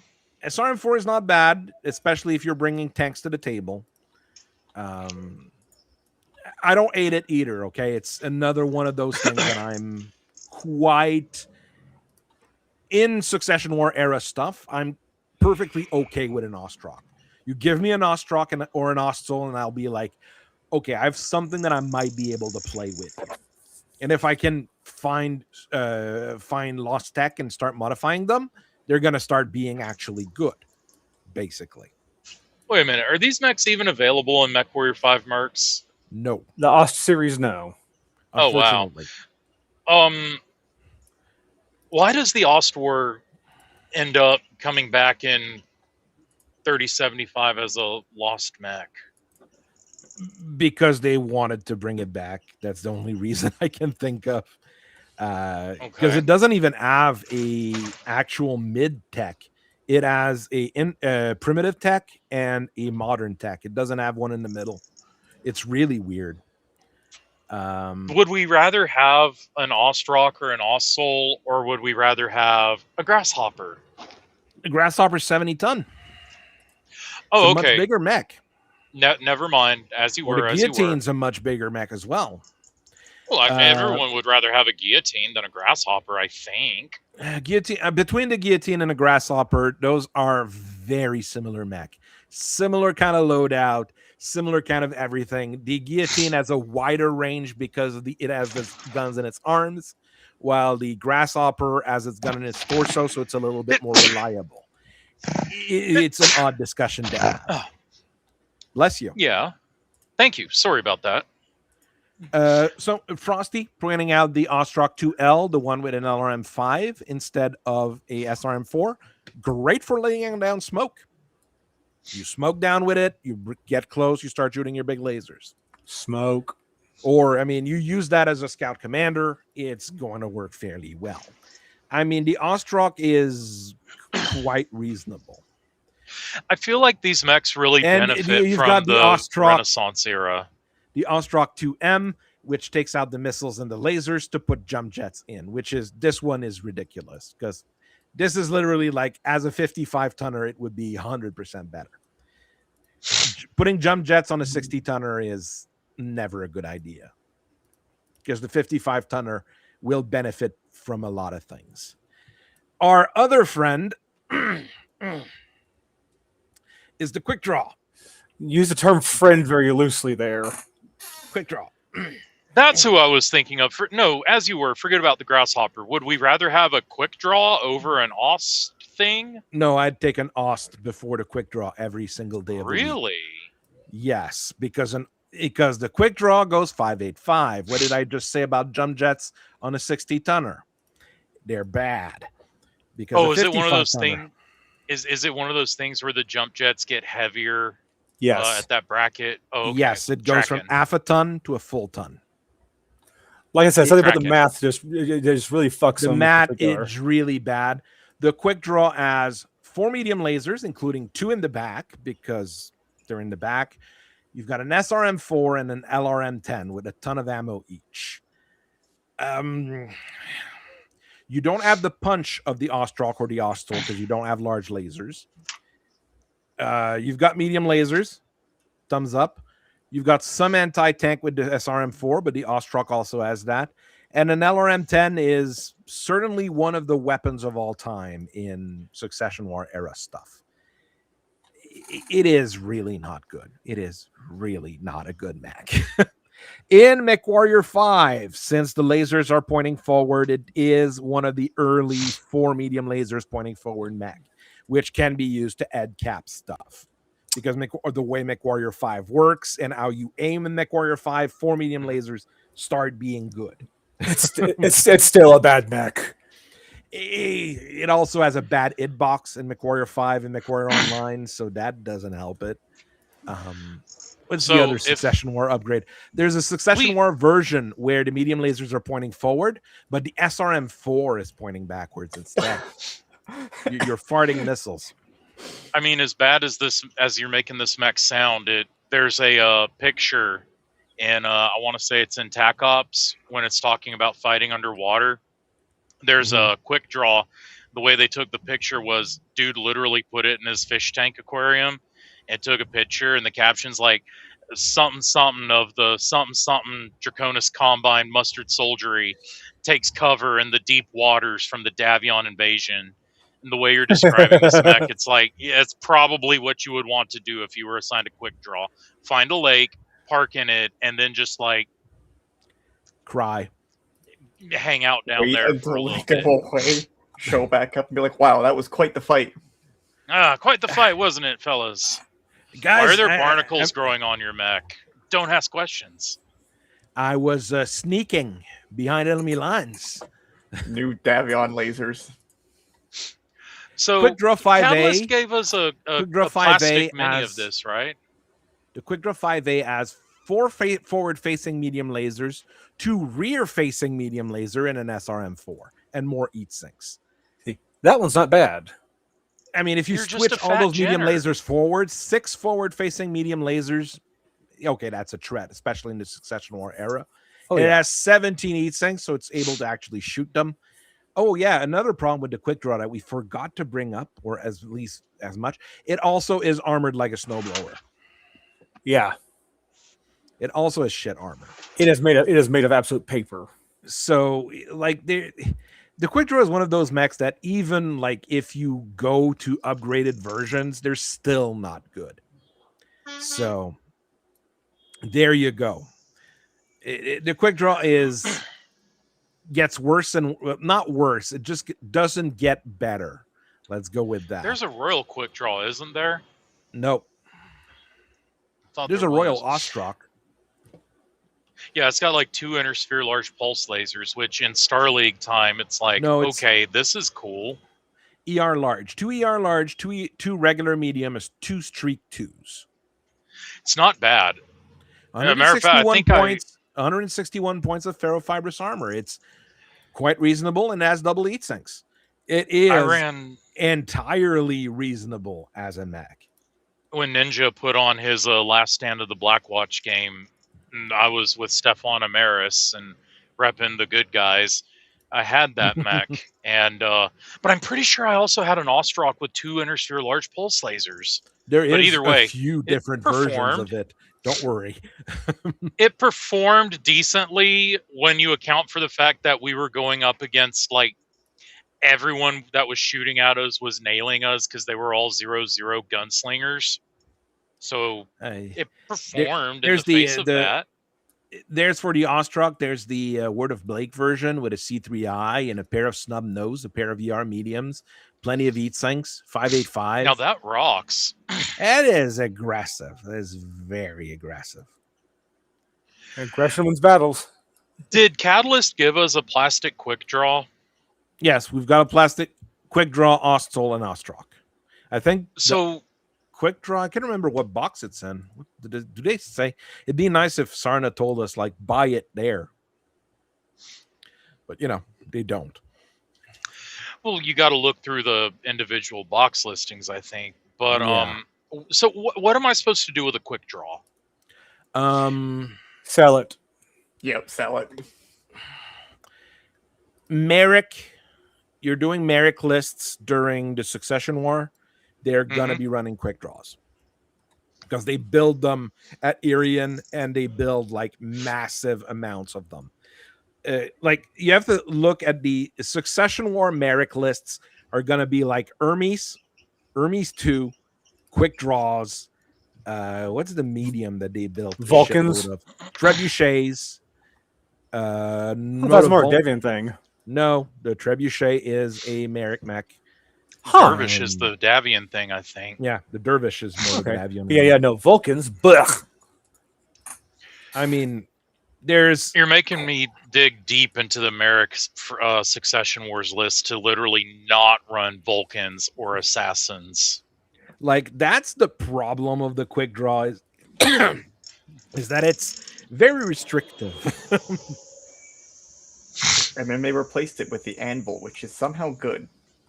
Yeah, And oh no, I was thinking of something else. Anvil. The Let's other pull it Merrick up. one. Because it is the Merrick kind of replacement for it. It's built by Free World League Defense Industries, though, which was on Gibson, so the Anvil is no longer being built. You have to remember that. It's a bit of an issue because everything that's on Gibson is salted now. Salted with bombs dropped from orbit from Regulans. Salty. Not the cobalt. Not And the then they cobalt replaced salt. the anvil The with good Anzu. salts. Okay. The Anzu's what I was thinking of. Isn't that Mom? Can we have Summoner? No, Billy, we can't have Summoner. What about Grand Summoner? No, Billy, we have Summoner at home, and it's actually kind of a good Summoner at home. It's I like it. also a Free Worlds League mech. But it's very wonder if different. Those mechs have different kind of roles. Like Amber was saying, the Anvil is more or less a replacement for the quick draw. It's closer to a replacement for the quick draw, let's say. Also at 60 tons, 583, so you use less of your tonnage on the jump jets. I'll be right Got back. more armor, 152. It's not great. It's not terrible. It's got an ECM, which is more useful when this mech comes out during the clan invasion. You're going to be protected mostly against Artemis 4s with your ECM. That's the big protection you're going to get. Early clan invasion, let's say. Pair of large balls and a pair of medium lasers. You just don't have the range, but you do have decent punch on there. Well, 12 do you double have lead the sinks, speed to make those large pulses work? 583. It's not bad. Mm-hmm. And it's supposed to be used in conjunction with a hammer formation. Yeah, the To hammer, push which it is a light that does more stuff. That said, I don't want an anvil in an anvil formation. If I remember my campaign ops correctly, because the actual formation that they have named after it doesn't help it. The Anvil 3R takes off the jump jets to add more armor, which I think is more reasonable for it because you're gonna be like standing. This is a decent city fighting mech, I would say. You've got a version with ER large lasers and more medium lasers. So less accuracy, more range, pretty good. And it goes 585, so this one's a bit faster as well. So, but it loses on armor. No, it has the same armor as the base one. Okay. 5Q has less armor. 2 large pulse, 2 medium lasers. 583. Where does it invest this stuff? Is it heat sinks? You have more heat He's got sinks. 2 more heat sinks. Why? You took Okay, out that's the ECM, you took out some of the armor, and you have 2 more heat sinks. not sure that's a good trade. That's just me. You've got a version where you replace a medium laser with a tag because artillery, and I know the Free Worlds League loves their Aero 4s. Perfect. So that's it can work. fine. It can work with the next variant of the anvil. Is there a version with guided missiles or No, there's one with an arrow 4. Oh, ER large Really? laser, ER medium laser, Arrow 4, ER medium laser, and a mask. Well, what is this? The Anvil 8M goes 468 as an Arrow 4. I mean, I'm okay with it. I'm okay. Like the Mercs can do whatever they want. Okay. If your artillery doctrine involves standing still, loosing a couple of volleys of Satan's telephone poles, and then getting the hell out of Dodge, having mask to go 8 is not a bad plan. Welcome, Ninja. Even though we're almost done for tonight, welcome in. I got roped into making dinner and That's perfectly watching fine. a show, so Perfectly fine. We're looking at a crazy Anvil with an Arrow 4 right now because 60-ton mechs have weird things showing up on them. yes. The other one people God were dang. talking about here, the Anzu. The Anzu. Summoner at It's home. interesting. I like it. It's an interesting mech. It I doesn't. just- It's not meant to replace the quick draw. Okay, the Anvil we can say replaces the quick draw and maybe the Solm, the Ost mechs. The Anzu is its own kind of category. It is not cheap. It's double the price of most of those mechs we were just talking about here. Despite being expensive, if it wasn't for the price, I'd say it's a trooper, but maybe like a commander for a medium lance, maybe. Does it Let's see. offer better heat management and better weapons loadout than the Osts? It's very different. It's a 464 mech rather than a 5.8 or anything like that. So it's a jumpy, small, light. I mean, like we said here, the jump jets on a 60 tonners is generally not a good idea. I mean, they could have invested those tons somewhere else. It has decent armor at 176, 10 double heat sinks, so it's the baseline, but it works. Ultra 10, light PPC, ER medium laser, LRM 10, and tag to bring that Anvil with an Arrow 4, because So it's a jumping Centurion. It goes in It's the a angle formation. fat, jumpy Centurion that can guide its own semi-guided missiles in and call for Arrow Force fires. and it has a light PPC with capacitor with that model, at least the G60, so it can do like 30 damage fairly easily with direct fire weapons. I like You it. put it in an anvil formation, so it gets that cluster hitter bonus. So it actually because that does apply to the Ultra AC-10. It does, doesn't it? I mean, looking at invasion air attack versus succession war air attack is a huge difference, as Frosty is saying. I mean, the Anzu is a like Republic era mech, but all in all, no, the light PPC and the Ultra AC-10 makes it like fairly like. You could easily light make a PPCs. Light PPCs come out in the Jihad. I keep forgetting that light PPCs are Jihad based weapons. Light and heavy PPC, like they should be succession war era weapons in my head. And then we need another variant with like a lighter heavy plasma rifle. The other one another is a rotary 5, a snub nose, Ooh, ER medium, ER small, MML 7. 4 I tons like of that. rack ammo. 4 I like tons that of one a rack lot. ammo. So it wait, can did you say 4 tons of rack ammo? Yeah, so it can keep shooting. Press the button and keep shooting with it. Absolute cinema. It has It's still case 464. It's still It 464. blow itself up. I mean, it has case 2, like most mechs from that era. It's gonna need it.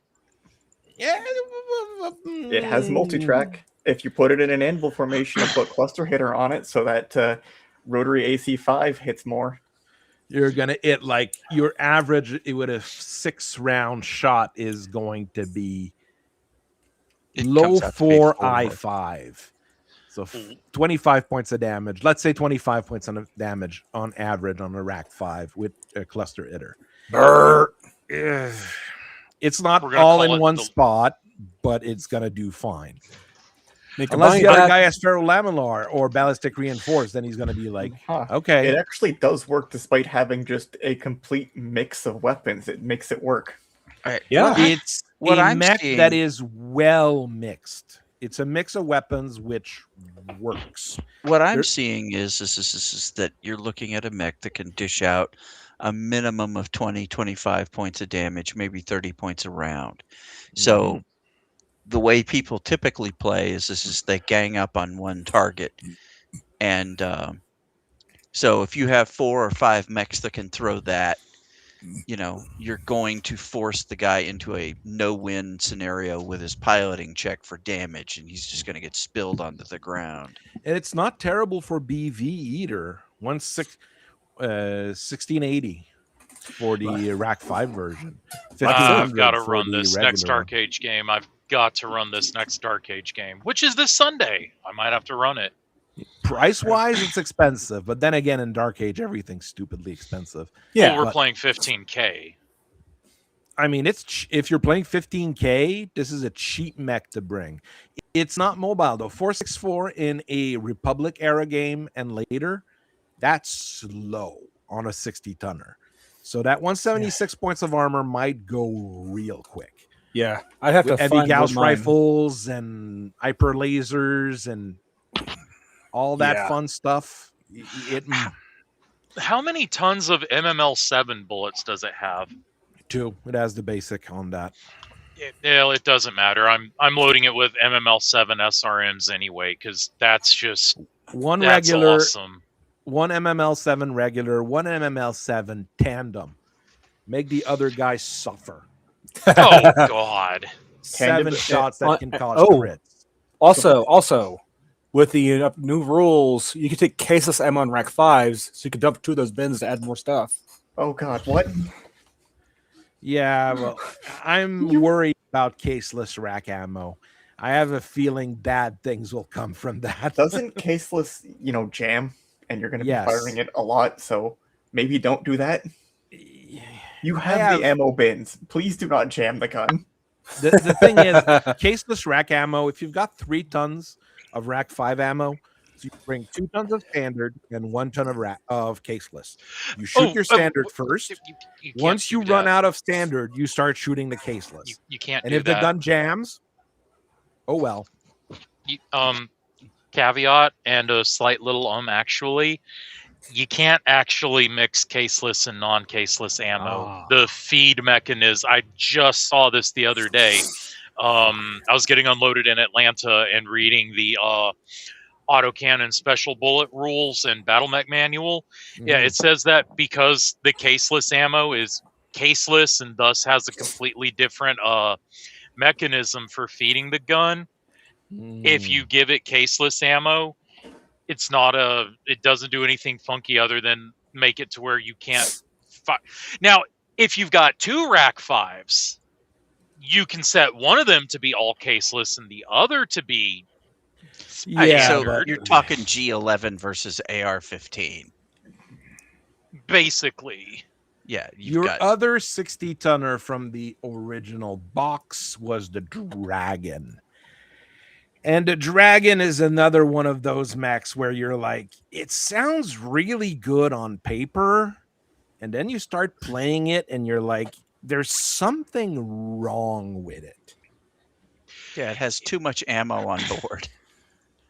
We've That is one discussed issue. the Dragon Yes. in at least 4 previous streams, and the Dragon is a mech of all time that you're all in on the Dragon or you fucking hate it. There's no in between with dragons. A good measure of a mech is how many salvage tables it shows up in, and The Dragon shows up in many salvage tables.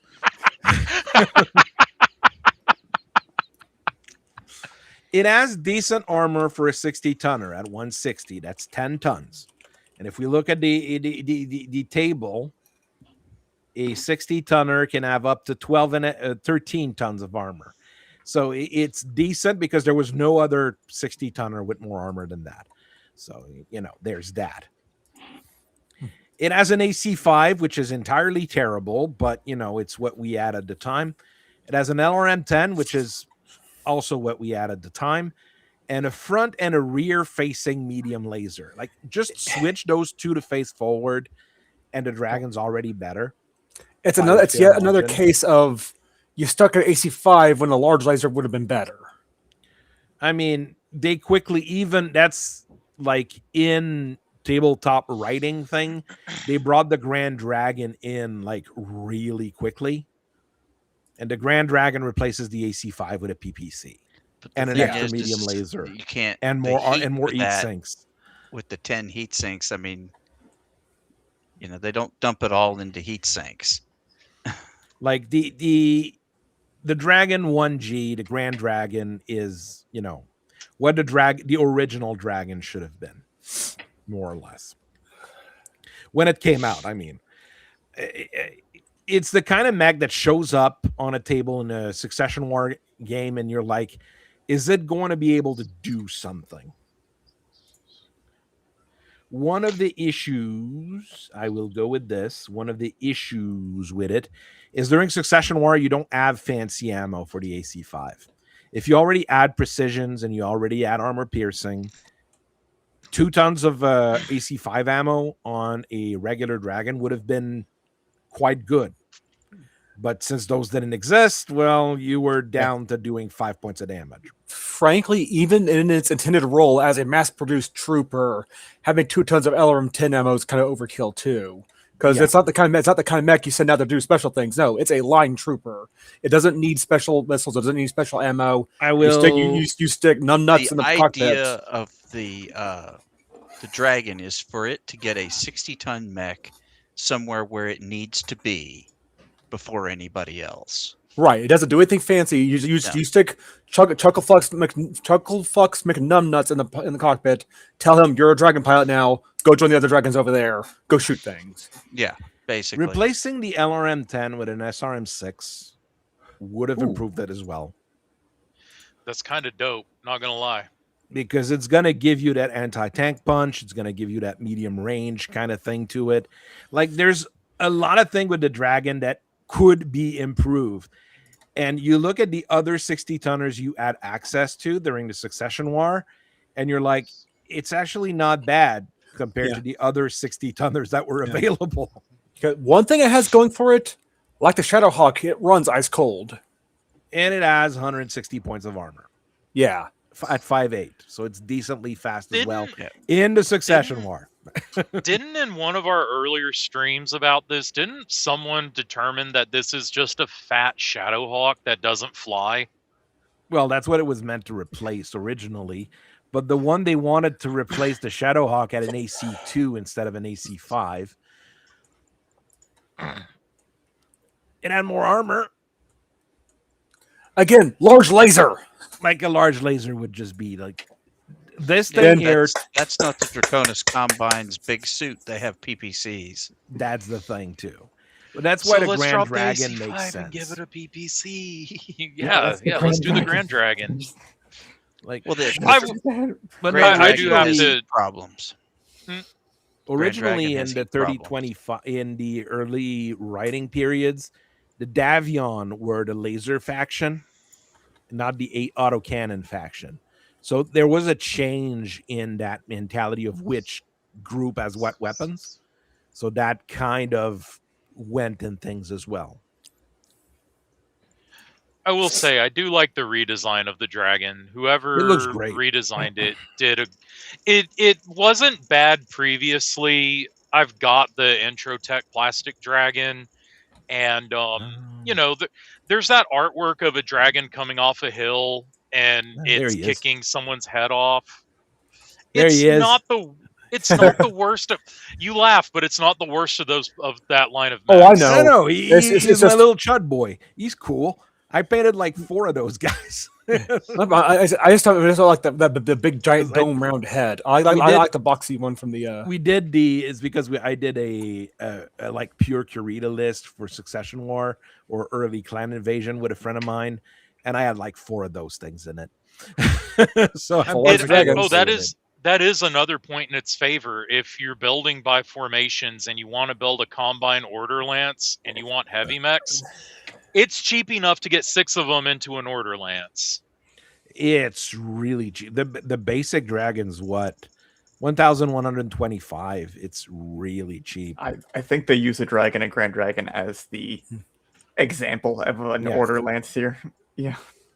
The When you say CCG order art lance, for it was Dragons, Grand good. Dragons, and Panthers. So yeah. When you say order lance, what do you mean? 4 of the same It's a mech. special formation that House Kurita gets, where it's 4 or more of the same mech. Normally, you can't do that for availability reasons. So you can do funny things with that. Plus, I I mean, mean, the MWO one does look cool too. I mean, we laugh at an AC5, but I mean, when there's 6 AC5s pointed at the same target, 6 LRM10s pointed at the same target, shit's gonna go bad pretty quick. In Succession War, the AC5's not that bad. It's not very good, but it's not that bad. The MechWarrior 5 model for the Dragon is good. The new version of the Dragon is good. Like, I can't say it's a bad mech, especially when we compare it to the other 60-tonner in TRO 3025. Because, I mean, the Ostel and the Ostrok are pretty good, but the Dragon is also pretty good, and it has a version with a PPC that is easy to get. And, like, I can't hate the Dragon. He's our little chud boy. Well, it's a basic trooper mech in that regard. But I can't hate the same dragon. kind of It mech makes as a up most Centurion. of my salvage. There you go. And I messed with it and tried making a couple of customs for it. I don't think it's the video. I think I'm going to do this Rhino video for the catalog next week. Hey, But I've got the Dragon. I've got some ideas. I'm waiting for Crab to bring up his Dragon with a hatchet, because it's important to have a Dragon with a hatchet. And a Dragon It's with a for the hatchet would culture. actually... A Dragon with a hatchet is actually pretty good because it will do 12 damage with the hatchet. So it can head cap people. Do it for the plot. There you go. The fact that it doesn't have command mech, I always thought it would have it, but it doesn't, is a bit of an issue. But, you know, could be. It has narrow, low profile, which is even better. At least it keeps your commander alive. It keeps your commander alive rather than giving you a bonus to your rolls. A good idea for a commander for a medium lance, yes. Especially a more solid medium lance with Centurions, Enforcers, things like that. Succession Wars 5.8, you're going in the medium lance. You're going into medium lance. You're going to be commanding some light mechs in that 5.8 speed. You're Yes, the faster than 7N Panthers. Major Spring and Frosty saying that there is a version with a Gauss rifle. Yes, the 7N has a Gauss rifle. It is odd, but you know, it's a cheap Gauss carrier at 133 at 1322 BV, and Gauss 2 medium lasers and an MRM 10, if I remember right. There are And an better AC5. options for us. There are better options to build a Gauss rifle Dragon. it has Keep a that in Gauss and an mind, 'cause, AC5. That's weird. Keep that in mind, because it might show up in the catalog video for the Dragon. And in the catalog video for the Dragon, there is the fact that, well, everybody salvages the damn thing because it's been in production since 2754 with no stoppage, and they keep producing them like all the time. So you are going to have a Dragon. Hell, we get some down here in our part of the neck of the woods too. You get some everywhere. All right, so we'll end it there if I want to be able to sleep this week. Yeah, last week the stream was really cool, but I had a few issues sleeping. And I thank everybody for watching. Tomorrow we have another video on the light mechs, but it's a very specialized. It's really 4 light mechs that we're going to talk about tomorrow: the Javelin, the Valkyrie, the Panther, and the Jenner. The 4 Succession War light mechs, because there wasn't much more that was developed during the Succession War in terms of light mech. because it's a succession war. And next week, I think I've got the Cerberus. I've got them dry brushed with metallics now. So I'm going to do some detailing tomorrow, probably. And we'll keep at it. I'm going to try to keep doing things like that. Sleep is the opposite of woke.